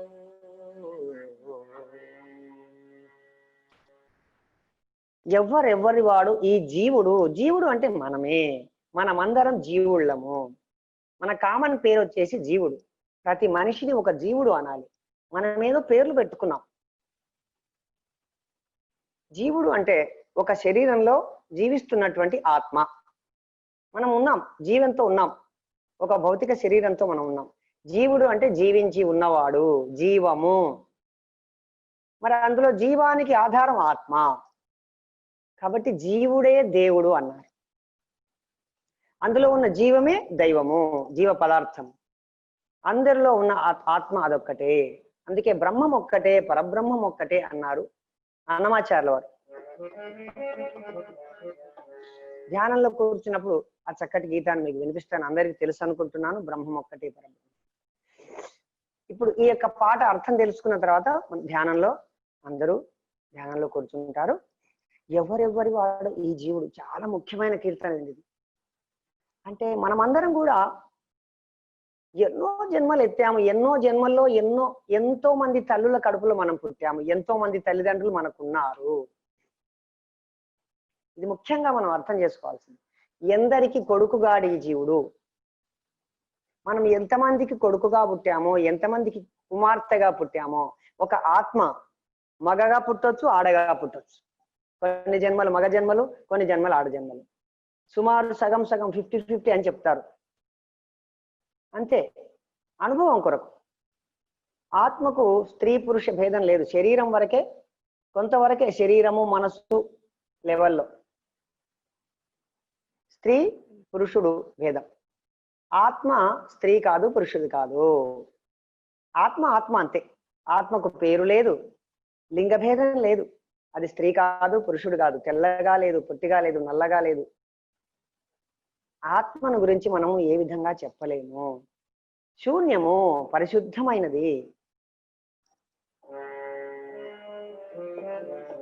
కాబట్టి ఎవరెవరి వాడు మనం ఎవరికి ఏమవుతాం చెప్పండి ఈ జన్మలో మనకు ఒక తల్లి తండ్రి ఉన్నారు ఒక అక్క ఒక చెల్లెలు ఒక అన్న ఉండొచ్చు బావలు మామలు తాతలు తండ్రులు భార్య పిల్లలు మరి అంతకుముందు జన్మలో వేరే భార్య వేరే తల్లి వేరే ఎవరు ఆ తండ్రి ఎవరో ఆ కొడుకులు ఎవరో ఏ సంతానమో ఎక్కడ పుట్టామో మళ్ళీ అంతకుముందు జన్మలో ఇంకా అంతకుముందు జన్మలో ఎక్కడ పుట్టామో మనం అంతా అలా పుట్టుకుంటూ ఎవరు మనం అనుకుంటున్నాం ప్రజెంట్ గా మనం ఉన్నటువంటి ఈ మనల్నే మనం అనుకుంటున్నాం కాదు ఇందులో ఉన్నటువంటిది వేరే మనం ఈ శరీరంలో నివసిస్తున్నాము ఈ కనిపించే శరీరం మనము ఎంత మాత్రము కాదు వర్తమానంలో మాత్రం ముఖ్యమే ఈ శరీరం ముఖ్యమే కానీ ఈ శరీరమే శాశ్వతం కాదు ఇది టెంపరవరీ ఇది ఒక అద్దె కొంప అన్నారు దీన్ని ఒక రెంట్ హౌస్ ఆత్మకి కొన్నాళ్ళు ఈ శరీరంలో ఉండడానికి మనం వచ్చాము ప్రతి ఒక్కరు కూడా తెలుసుకోవాల్సింది కాబట్టి ఎవరెవరి వాడో ఈ జీవుడు ఎవరికి ఏమవును ఈ జీవుడు మరి మనం ఎవరికి ఏమవుతాం చెప్పండి అందుకే ఎవ్వారికెవ్వరో ఈ లోకమందు నీ వారు ఎవ్వరో నా వారు ఎవ్వరు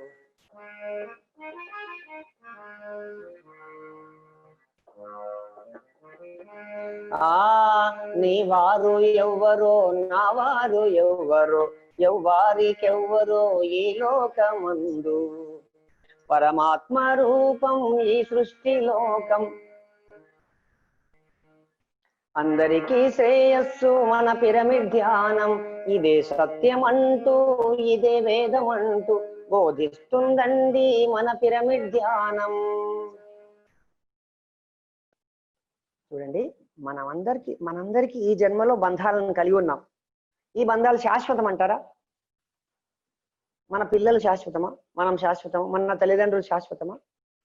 అందరూ శరీరం వదిలిపెట్టి వెళ్ళిపోవాల్సిందే కదా ఏదో ఒక రోజు. మరి ఎక్కడికి వెళ్ళారు వాళ్ళందరూ? మళ్ళీ ఏమవుతారు? ఇది చాలా చాలా ముఖ్యమైన ప్రశ్న. ఇద్దరు తెలుసుకోవాలి దీన్ని. ముందుగా తెలుసుకోవాలి, వినాలి, తర్వాత అనుభవం అవుతుంది ధ్యాన సాధన ద్వారా. అది చివరిది సాధనంగా. ముందు వినడం, ఇన్ఫర్మేషన్. కాబట్టి ఎవరెవరి వాడు ఈ జీవుడు అంటే, ఎవరెవరికి ఏ జన్మలో మనం ఎవరెవరితో ఏ ఏ సంబంధాలు కలిగి ఉన్నామో, ఒక జన్మలో ఉన్న సంబంధాలు ఈ జన్మలో ఉండవు. ఒక జన్మలో మనకు తండ్రి ఈ జన్మలో మనకు మనమడు కావచ్చు, తమ్ముడు కావచ్చు, లేకపోతే వేరే ఏదో ఊళ్ళో ఎక్కడో పుట్టవచ్చు. ఆహా, ఎక్కడ పుడతారు, ఎవరెవరు ఎక్కడ పుడతారో మనకే తెలియదు. ఎక్కడెక్కడ తిరుగడి ఈ జీవుడు వెనక ఎక్కడో మనం అందరం కూడా ఎవరెవరు ఎక్కడ పుట్టామో, గత జన్మల్లో ఎక్కడ పుట్టామో, మళ్ళీ ఈ జన్మ తర్వాత మళ్ళీ ఎక్కడ జన్మ తీసుకుంటామో తెలియదు. తెలుసుకోవాలంటే ధ్యానం చేయాలి. తెలియదంటే ఊరికనే తెలియదని ఊకుండదు. మళ్ళీ తెలియకపోతే ఏంటి, ఎందుకు చెప్పారంటే తెలుసుకోవాలి. సామాన్య మానవుడు పరిస్థితి చెప్తున్నాడు, కానీ మనమంతా కూడా సామాన్య మానవులుగా ఉండడానికి రాలేదు. జ్ఞాన మార్గం వైపు మనం అందరం రావాలి. మానవుడు జీవుని పరిస్థితి ఆ విధంగా ఉంటుందని అన్నమాచార్యులు చెప్తున్నాడు.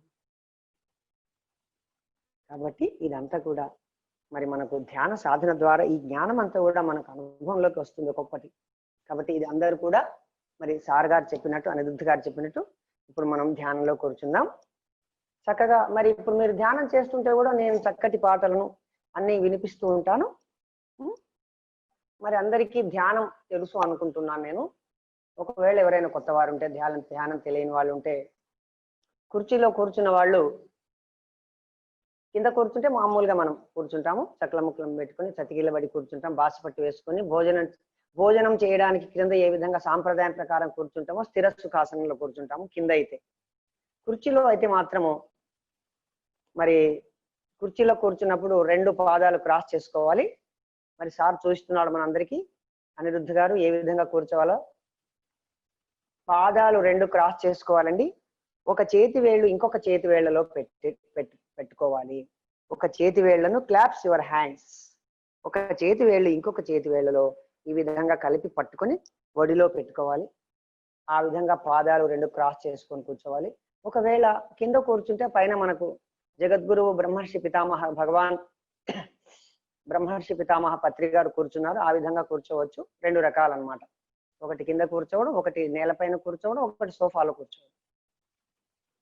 ఎంత చక్కగా అరేంజ్ చేశారు, చాలా అద్భుతం. మరి ఏ విధంగా కూర్చోవాలో కూడా చూపిస్తున్నారు మీకు చక్కగా. మరి కొత్త వాళ్లకు ఆ విధంగా కూర్చోవాలి. కళ్ళు 2 మూసుకోవాలండి ముఖ్యంగా. ఎందుకంటే సర్వేంద్రియానాం నయనం ప్రధానం. కన్ను మనోద్వారాలు. కళ్ళు మూసుకుంటేనే మనము ధ్యాన స్థితిని పొందగలము. బయటి ప్రపంచాన్ని, బాహ్య ప్రపంచాన్ని, జ్ఞానేంద్రియాలు, కర్మేంద్రియాలను, జ్ఞానేంద్రియాలను బంధించాలి. కళ్ళు 2 మూసుకున్న తర్వాత మరి లోపల మనస్సు అనేది ఒకటి ఉంటుంది. కళ్ళు మూసుకున్నాం, చేతుల్లో చేతులు పెట్టుకున్నాం, పాదాలు 2 క్రాస్ చేసుకున్నాం, కళ్ళు 2 మూసుకున్నాం, నోరు కట్టేసుకున్నాం. నోటిలోని మౌనము, మనసులోని శూన్యము, దాని పేరు ధ్యానం. ఇప్పుడు మనలో ఉన్న ప్రాణశక్తి బయటికి పోదు. సాధ్యమైనంత వరకు కదలకుండా కూర్చోవాలి. మనలో శక్తి, ప్రాణశక్తి అనేది ఎప్పుడు తిరుగుతూ ఉంటుంది, సంచారం. నాడులలో ప్రాణశక్తి ఉంటుంది, నాడీ మండలం ఉంటుంది. 2,72,000 నాడులు ఉంటాయి మన శరీరంలో. నాడి అంటే ప్రాణశక్తి ప్రవహించే గొట్టము, ఎనర్జీ. మనమంతా ఎనర్జీతో ఉన్నాము. భౌతిక శరీరానికి ఎనర్జీ అవసరం. కండబలం వేరే, ఎనర్జీ వేరే. శక్తితోనే మనం అంతా కూడా పనిచేస్తూ ఉంటాం. శక్తి లేకపోతే శరీరం ఎందుకు, పని చేయలేదు. కరెంటు లేకపోతే ఏ విధంగా అయితే పదార్థం పనిచేయదు, శక్తి అనేది కరెంటు లాంటిది. ఆత్మ అనేది ట్రాన్స్ఫార్మర్. అట్లా ఈ సృష్టి మొత్తము ఈ భగవంతుడు పెద్ద ట్రాన్స్ఫార్మర్ అన్నమాట. అయితే మరి మనం ఈ విధంగా కళ్ళు రెండు మూసుకోవాలి. ఎట్టి పరిస్థితుల్లోనూ మళ్ళీ నేను చెప్పే వరకు లేదా అనిరుద్ధ్ గారు చెప్పే వరకు, కార్యక్రమ నిర్వాహకులు ఎంతవరకు ధ్యానము చేయాలి అని ధ్యానం చేయమని చెప్పే వరకు, కళ్ళు తెరవండి అని చెప్పే వరకు ఎవరు కళ్ళు తెరవాలి దయచేసి. ఇప్పుడు ఆలోచనలు వస్తాయి. మొట్టమొదట ఆలోచనలు రాకుండా ఉండడానికి శ్వాసను గమనించాలి. శ్వాస మీద ధ్యాస పెట్టాలి.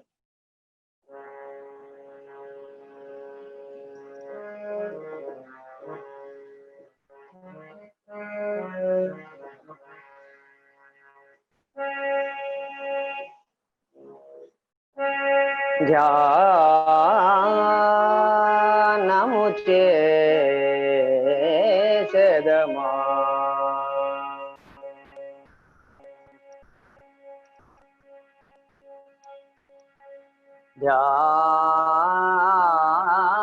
ధ్యానము చేసెదమా.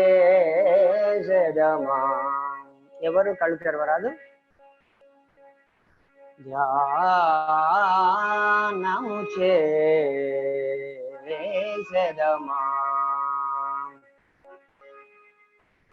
కళ్ళు రెండు మూసి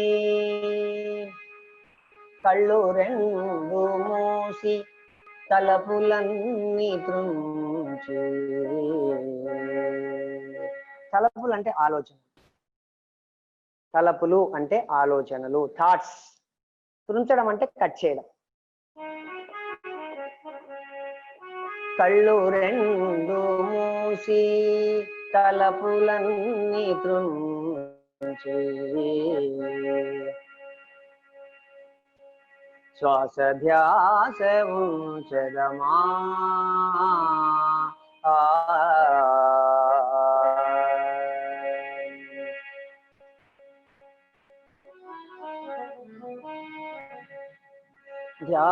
ధ్యానమొక్కటే రాజమార్గము, ధ్యానమొక్కటే రాజయోగము. ధ్యానమొక్కటే రాజమార్గము, ధ్యానమొక్కటే రాజయోగము. తోలు కనులు మూసి తాలోన చూసి. తోలు కనులు మూసి తాలోన చూసి. మనస్సు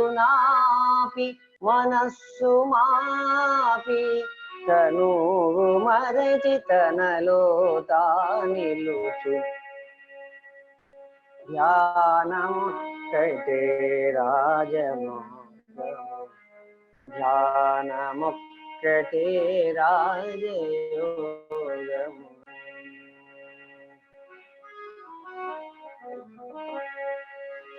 వెదురు దేహమే వేణునాద సంద్రోహమే. వెల్లువ సందేహమే వేదనాద సమాధానమై. సమ అధీనమై సర్వశూన్యమై సాగు.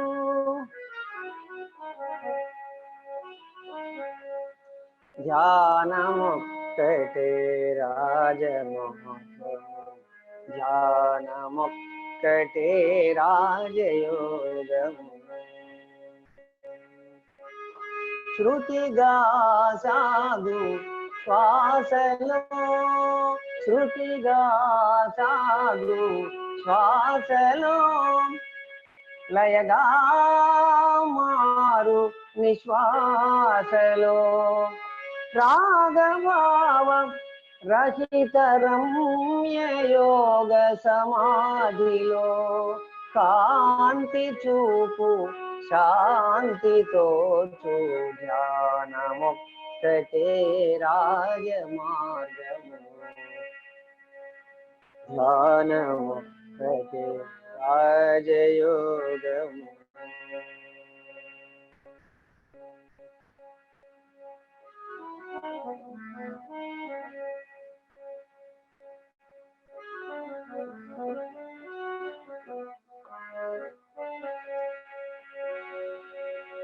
తెలిసితే మోక్షము తెలియకున్న బంధము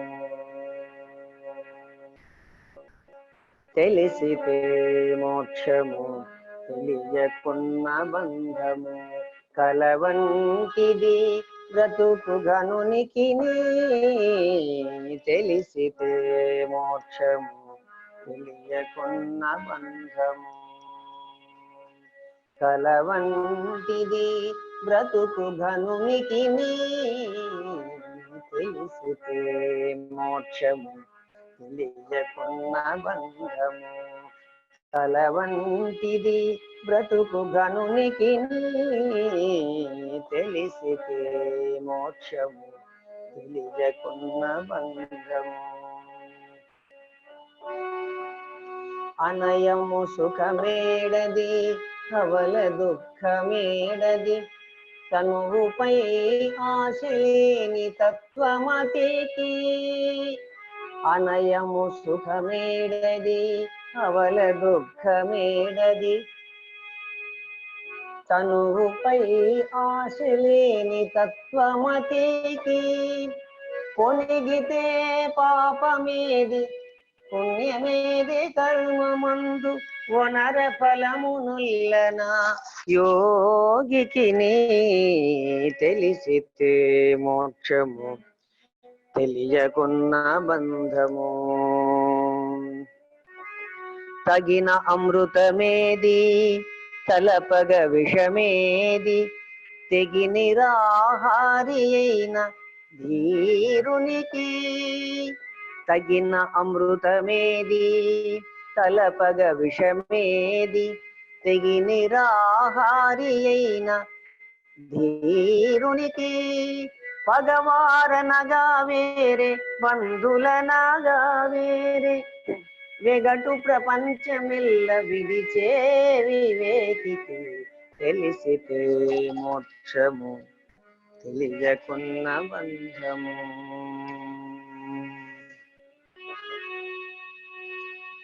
వేవేల విధులందు వెరపేది మరపేది దైవము నమ్మిన ఎట్టి ధన్యునికి వేవేల విధులందు వెరపేది మరపేది దైవము నమ్మిన ఎట్టి ధన్యునికి శ్రీ వెంకటేశ్వరుడు చిత్తములో నున్నవాడు ఈవలేది ఆవలేది ఇతని దాసునికి తెలిసితే మోక్షము తెలియకున్న బంధము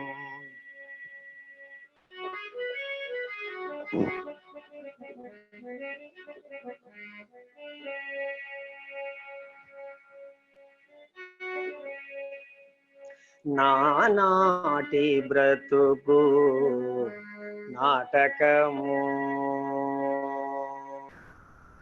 నానాటి బ్రతుకు నాటకము కానక కన్నది కైవల్యము నానాటి బ్రతుకు నాటకము పుట్టుటయు నిజము పోవుటయు నిజము పుట్టుటయు నిజము పోవుటయు నిజము నట్ట నడిమి పని నాటకము ఎట్ట ఎదుట గలది ప్రపంచము కట్టకడపటిది కైవల్యము నానాటి బ్రతుకు నాటకము కుడి చేదన్నము ఒక చోటేడిది కుడి చేదన్నము ఒక చోటేడిది నది మంత్రపు పని నాటకము వడిగట్టుకొని నా ఉభయ కర్మముల గడి దాటినప్పుడే కైవల్యము నానాటి బ్రతుకు నాటకము తెగదు పాపము తీరదు పుణ్యము తెగదు పాపము తీరదు పుణ్యము నగి నగి కాలము నాటకము ఎగువల శ్రీ వెంకటేశ్వరుడేలిన గగనము మీదిది కైవల్యము నానాటి బ్రతుకు నాటకము ఈ జీవితం ఒక నాటక రంగం నానాటి బ్రతుకు నాటకము నానాటి అంటే 4 రోజులు 4 దశలు అన్నమాట 4 రోజులు అంటే 4 దశలు బాల్య దశ యవ్వన దశ ప్రౌఢ దశ వృద్ధాప్య దశ ఆ తర్వాత కైవల్యం అంటే ముక్తి అంటే విడుదల ఈ శరీరంలోంచి ఆత్మ బయటికి వెళుతుంది దాన్నే ముక్తి అంటున్నాం అంటే ముక్తి అంటే విడుదల అంటే పూర్తిగా విడుదల లభించింది అంటే కాదు జనన మరణ చక్రం నుంచి విడుదల లభించలేదు ప్రస్తుతం ఉన్న జన్మ నుంచి మాత్రం విడుదల ఈ జన్మలో ఏమైనా భరించలేని కష్టాలు ఉంటే దుఃఖం ఉంటే అవమానాలు ఉంటే లేకపోతే విసుగు జీవితం అంటే విసుగు అయిపోయింది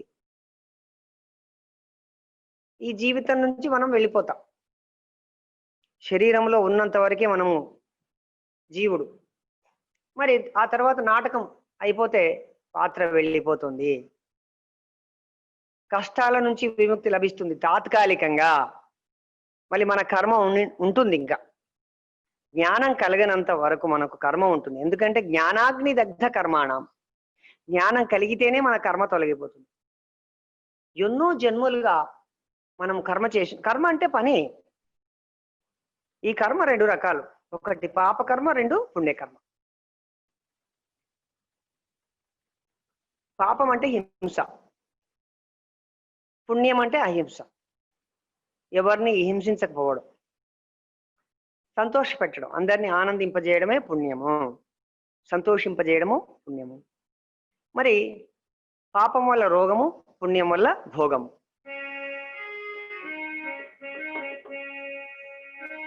పాపములే రోగములు మన పాపములే రోగములు పాపములే రోగములు మన పాపములే రోగములు చిన్ని చిన్ని పాపములే చిన్ని చిన్ని రోగములు పెద్ద పెద్ద పాపములే పెద్ద పెద్ద రోగములు రకరకాల పాపములే రకరకాల రోగములని తెలియుడి తెలియుడి తెలియుడి తెలియుడి పుణ్యములే భోగములు మన పుణ్యములే భోగములు పుణ్యములే భోగములు మన పుణ్యములే భోగములు చిన్ని చిన్ని పుణ్యములే చిన్ని చిన్ని భోగములు పెద్ద పెద్ద పుణ్యములే పెద్ద పెద్ద భోగములు రకరకాల పుణ్యములే రకరకాల భోగములని తెలియుడి తెలియుడి తెలియుడి తెలియుడి మరి పాపం వల్ల రోగము పుణ్యం వల్ల భోగం ధ్యానం వల్ల జ్ఞానము జ్ఞానం వల్ల ముక్తి పాపము చేసినా పుణ్యము చేసినా మనం అనేక జన్మల్లో పాపాలు పుణ్యాలు చేస్తూనే ఉంటాం. ఎక్కువగా మామూలు తక్కువ జన్మల్లో మొట్టమొదటి జన్మల్లో పాపమే ఎక్కువ చేస్తాం. తర్వాత పుణ్యం చేస్తాం. పాపము చేసినా ఆ పాపాన్ని అనుభవించడానికి మళ్ళీ జన్మించాలి. పుణ్యం చేసినా పుణ్యాన్ని అనుభవించడానికి మళ్ళీ జన్మించాలి. కానీ జ్ఞానం వస్తే మళ్ళీ జన్మ ఉండదు. ఎందుకంటే జ్ఞానం వస్తే కర్మ లేదు.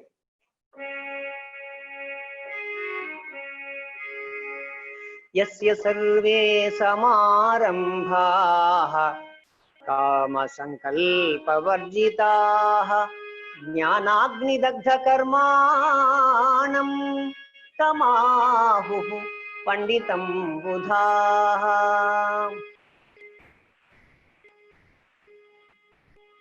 ఎవని కర్మలు జ్ఞానమను నిప్పుచే కాల్పబడినవో అట్టి వానిని పండితులని విద్వాంసులు పలుకుదురు. జ్ఞానం అనే నిప్పులో, జ్ఞానం అనే అగ్నిలో మన కర్మలని దగ్ధమైపోతాయి.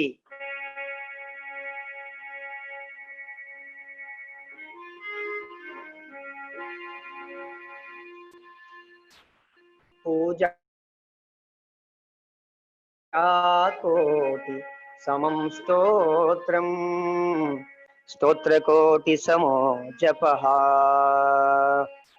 జపకోటి సమం ధ్యానం ధ్యానకోటి సమోలయః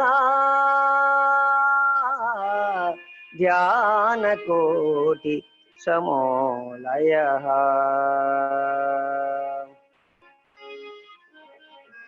కోటి పూజలు ఒక స్తోత్రానికి సమానం, కోటి స్తోత్రాలు ఒక జపానికి సమానం, కోటి జపాలు ఒక ధ్యానానికి సమానం, కోటి ధ్యానాలు ఒక లయకు సమానం. ఇది ధ్యానం యొక్క విశిష్టత ఉత్తర గీతలో చెప్పబడింది.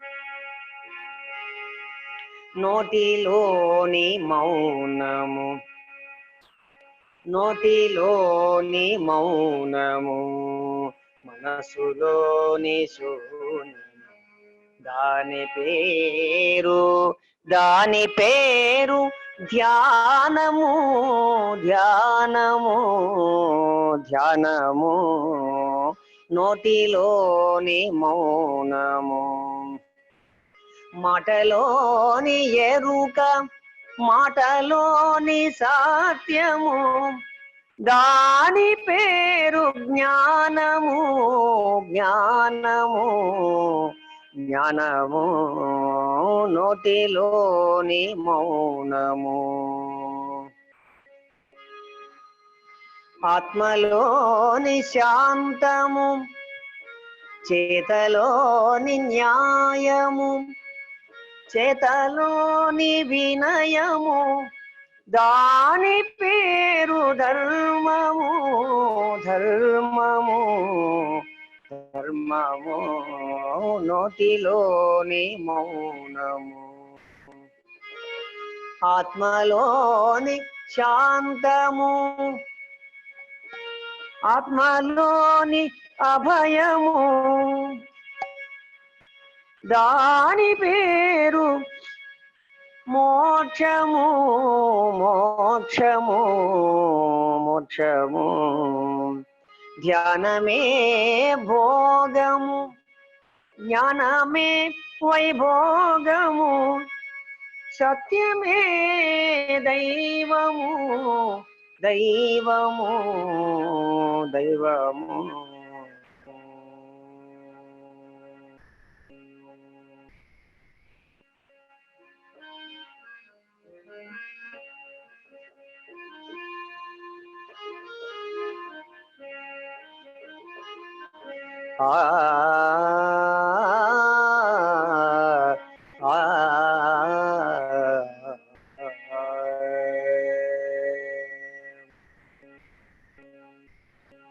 Sir, last 5 minutes. Okay, sir.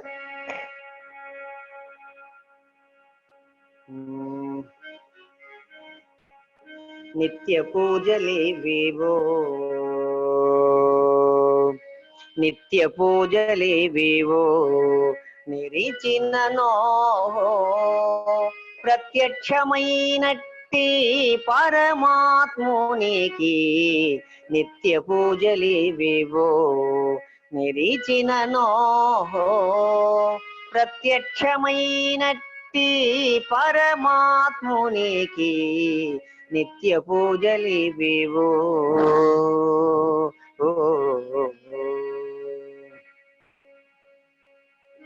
తనువే గుడియట తనువే గుడియట తలయే శిఖరమట తెను హృదయమే హరిపీఠమట కనుగొన చూపులే ఘన దీపములట తన లోపలి అంతర్యామికి నిత్య పూజలివివో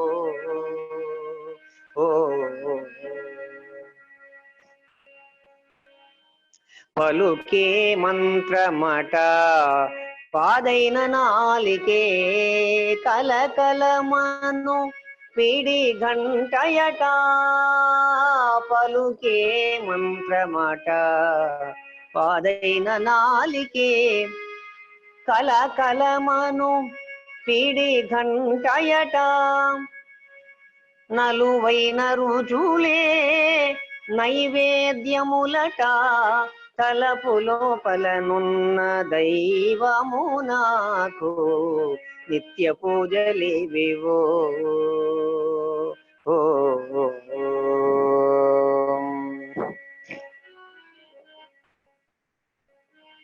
గమన చేష్టలే అంగరంగ గతియట తమిగల జీవుడే దాసుడట అమరిన ఊర్పులే అలవాటములట క్రమముతో శ్రీ వెంకటరాయనికి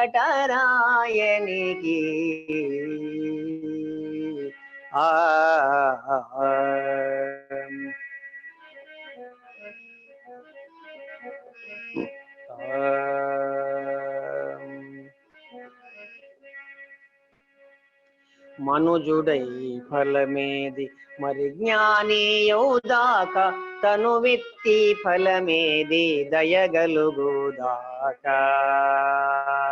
మనుజుడై ఫలమేది మరి జ్ఞాని యౌదాక తను విత్తి ఫలమేది దయగలుగుదాక ధనికుడై ఫలమేది ధర్మము సేయుదాక ధనికుడై ఫలమేది ధర్మము సేయుదాక పని మాలి ముదిసితే పాసెనా భవము అంతరంగమిల్ల మనుజుడై ఫలమేది మరి జ్ఞాని యౌదాక తను విత్తి ఫలమేది దయగలుగుదాక పావనుడై ఫలమేది చదివియు ఫలమేది శాంతము కల్గుదాక పెదవెత్తి ఫలమేది ప్రియమాడుదాక మదిగల్గి ఫలమేది మాధవుదల చూదాక ఎదుట తాను రాజైతే ఏలినా పరము అంతరంగమిల్ల పావనుడై ఫలమేది భక్తి కలిగిన దాకా జీవించి ఫలమేది చింతదీరుదాక వేవేలా బలమేది వెంకటేశుడన్నదాక భావించితా దేవుడైతే ప్రత్యక్షమునా అంతరంగమిల్లా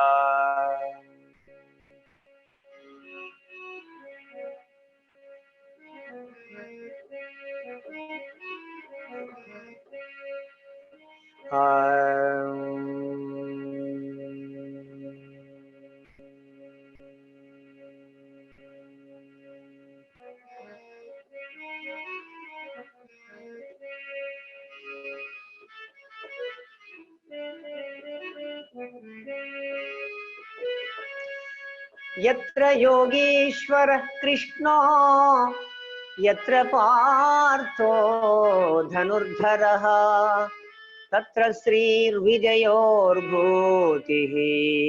ధ్రువా నీతిర్మతిర్మమ.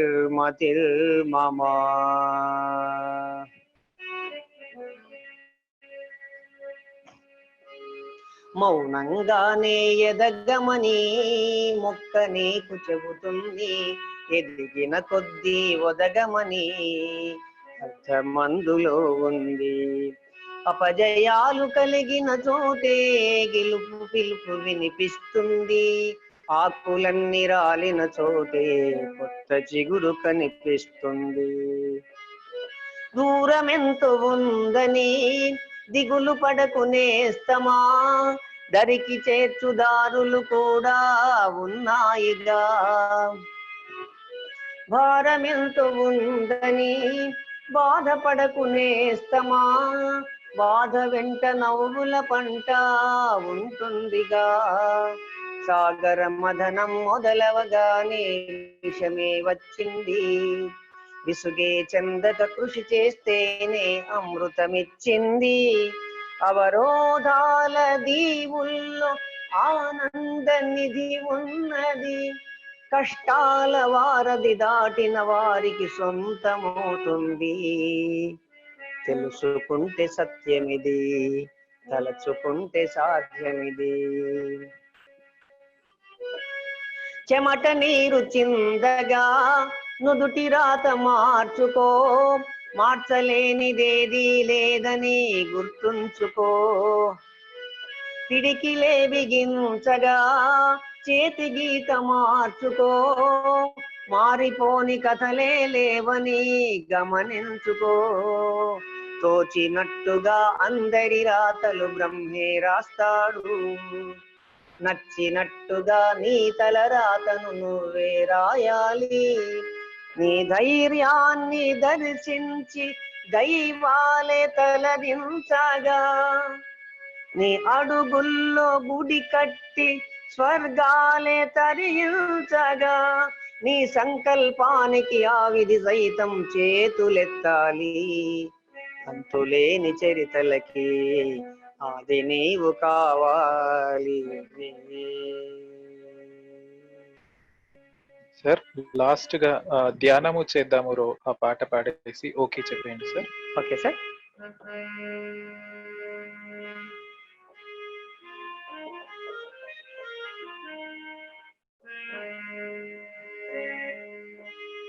ధ్యానము చేద్దాము రో అన్నలార, శ్వాసను పడదాము రో.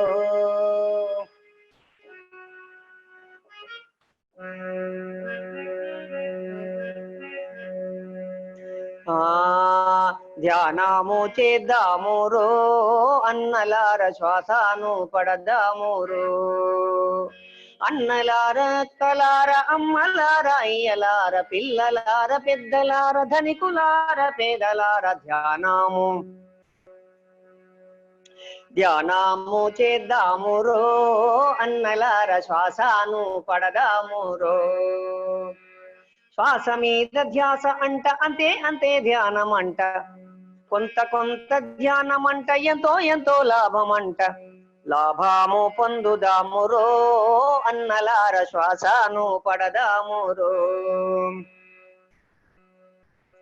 ధ్యానము చేద్దాము రో అన్నలార, శ్వాసను పడదాము రో. శ్వాస అంటే ప్రాణమంట, ప్రాణమంటే శక్తి అంట. శ్వాస అంటే ప్రాణమంట, ప్రాణమంటే శక్తి అంట. శక్తిని పెంచుదాము రో అన్నలార, శ్వాసను పడదాము రో. శ్వాస మీద ధ్యాస పెట్టి ప్రాణశక్తినే పట్ట, శ్వాస మీద ధ్యాస పెట్టి ప్రాణశక్తినే పట్ట. పయ్యంత బాగాయేరో అన్నలార, మనసంతా హాయాయేరో. ధ్యానము చేద్దాము రో అన్నలార, శ్వాసను పడదాము రో. కళ్ళు రెండు మూసి అన్న, చేతులు రెండు కలిపి అన్న. కళ్ళు రెండు మూసి అన్న, చేతులు రెండు కలిపి అన్న. శ్వాస చెంత ఉండాలి రో అన్నలార, చింతలన్నీ మానాలి రో. ధ్యానము చేద్దామురో అన్నలార శ్వాసను పడదామురో. సూది మందు లేదంట గోలి మందు వద్దంట, సూది మందు లేదంట గోలి మందు వద్దంట, పైసా ఖర్చు లేదంట డాక్టర్ అసలే వద్దంట, మన శక్తి మనకంటారో అన్నలార వేరే దారి లేదంటారో. ధ్యానము చేద్దామురో అన్నలార శ్వాసను పడదామురో. మాంసం అంటే హింస అంట, హింస అంటే పాపమంట, పాపమంటే రోగమంట, రోగమంటే నరకమంట, పాపము వీడాలిరో అన్నలార మాంసము మానాలిరో. దేహం అంటే బట్టంట ఆత్మయే మనమంట, దేహం అంటే బట్టంట ఆత్మయే మనమంట, ఆత్మయే దైవమంట, దైవమే ఆత్మ అంట, మనమే దేవుళ్ళమంటారో అన్నలార మనదే ఆనందమంటారో. ధ్యానము చేద్దామురో అన్నలార శ్వాసను పడదామురో.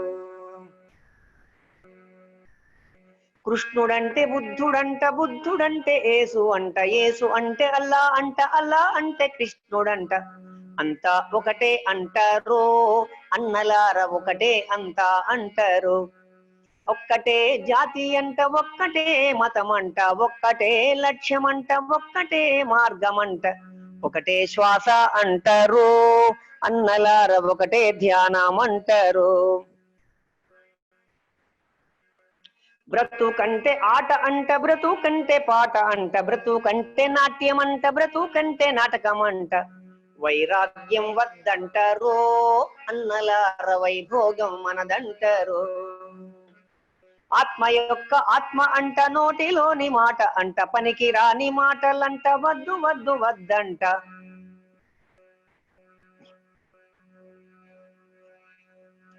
మాట శుద్ధి ఉండాలిరో అన్నలార ఆత్మసిద్ధి కలగాలిరో. 3 పూటలు తింటే అంట రోగి రోగి రోగి అంట, 2 పూటలు తింటే అంట భోగి భోగి భోగి అంట, ఒక పూట తింటే నూరో అన్నలార యోగి రాజు అవుతాడంటారో. విత్తు బట్టి చెట్టు అంట, కర్మ బట్టి ఫలితం అంట, చెడు చేస్తే చెడు అంట, మంచి చేస్తే మంచి అంట, ధ్యానం చేస్తే జ్ఞానం అంట, జ్ఞానం వస్తే ముక్తి అంట, ముక్తిని పెంచుదామురో అన్నలార శక్తిని పంచుదామురో. పొద్దుగాల ధ్యానం అంట, పొద్దు బృంకి ధ్యానం అంట, అమావాస్య ధ్యానం అంట, పున్నమి పున్నమి ధ్యానం అంట, గుడి కాడ ధ్యానం అంట, బడి కాడ ధ్యానం అంట, ఇంటి కాడ ధ్యానం అంట, పొలం కాడ ధ్యానం అంట, ఎండలోన ధ్యానం అంట, వానలోన ధ్యానం అంట, అడవిలోన ధ్యానం అంట, పిరమిల్లోన ధ్యానం అంట, ఇండియాలోన ధ్యానం అంట, అమెరికాలోన ధ్యానం అంట, చైనాలోన ధ్యానం అంట, రష్యాలోన ధ్యానం అంట, ఏడనైనా ధ్యానం అంటారో అన్నలార ఎప్పుడైనా ధ్యానం అంటారు.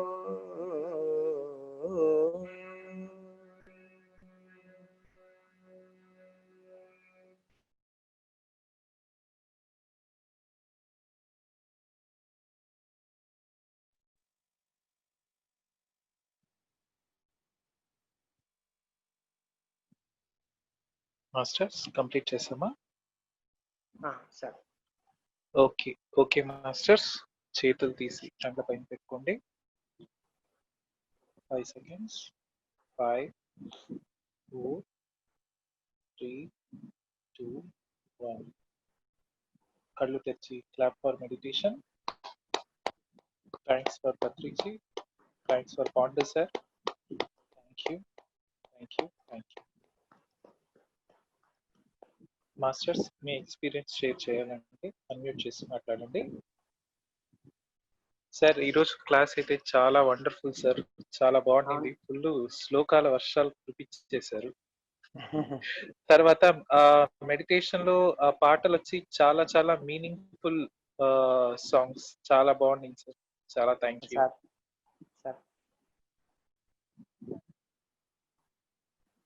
మాస్టర్స్ ఎవరైనా మాట్లాడాలంటే అన్మ్యూట్ చేయండి.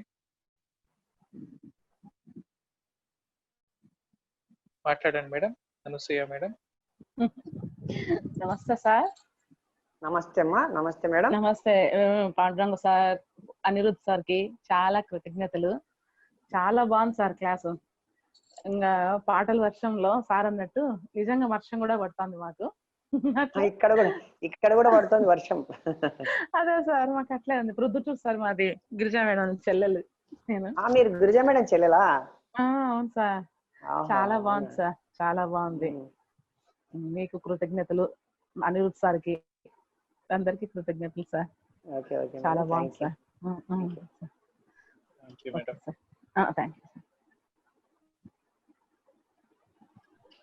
మాస్టర్స్ ఎవరైనా షేర్ చేస్తారు ఎక్స్పీరియన్స్? అన్మ్యూట్ చేసి మాట్లాడచ్చు.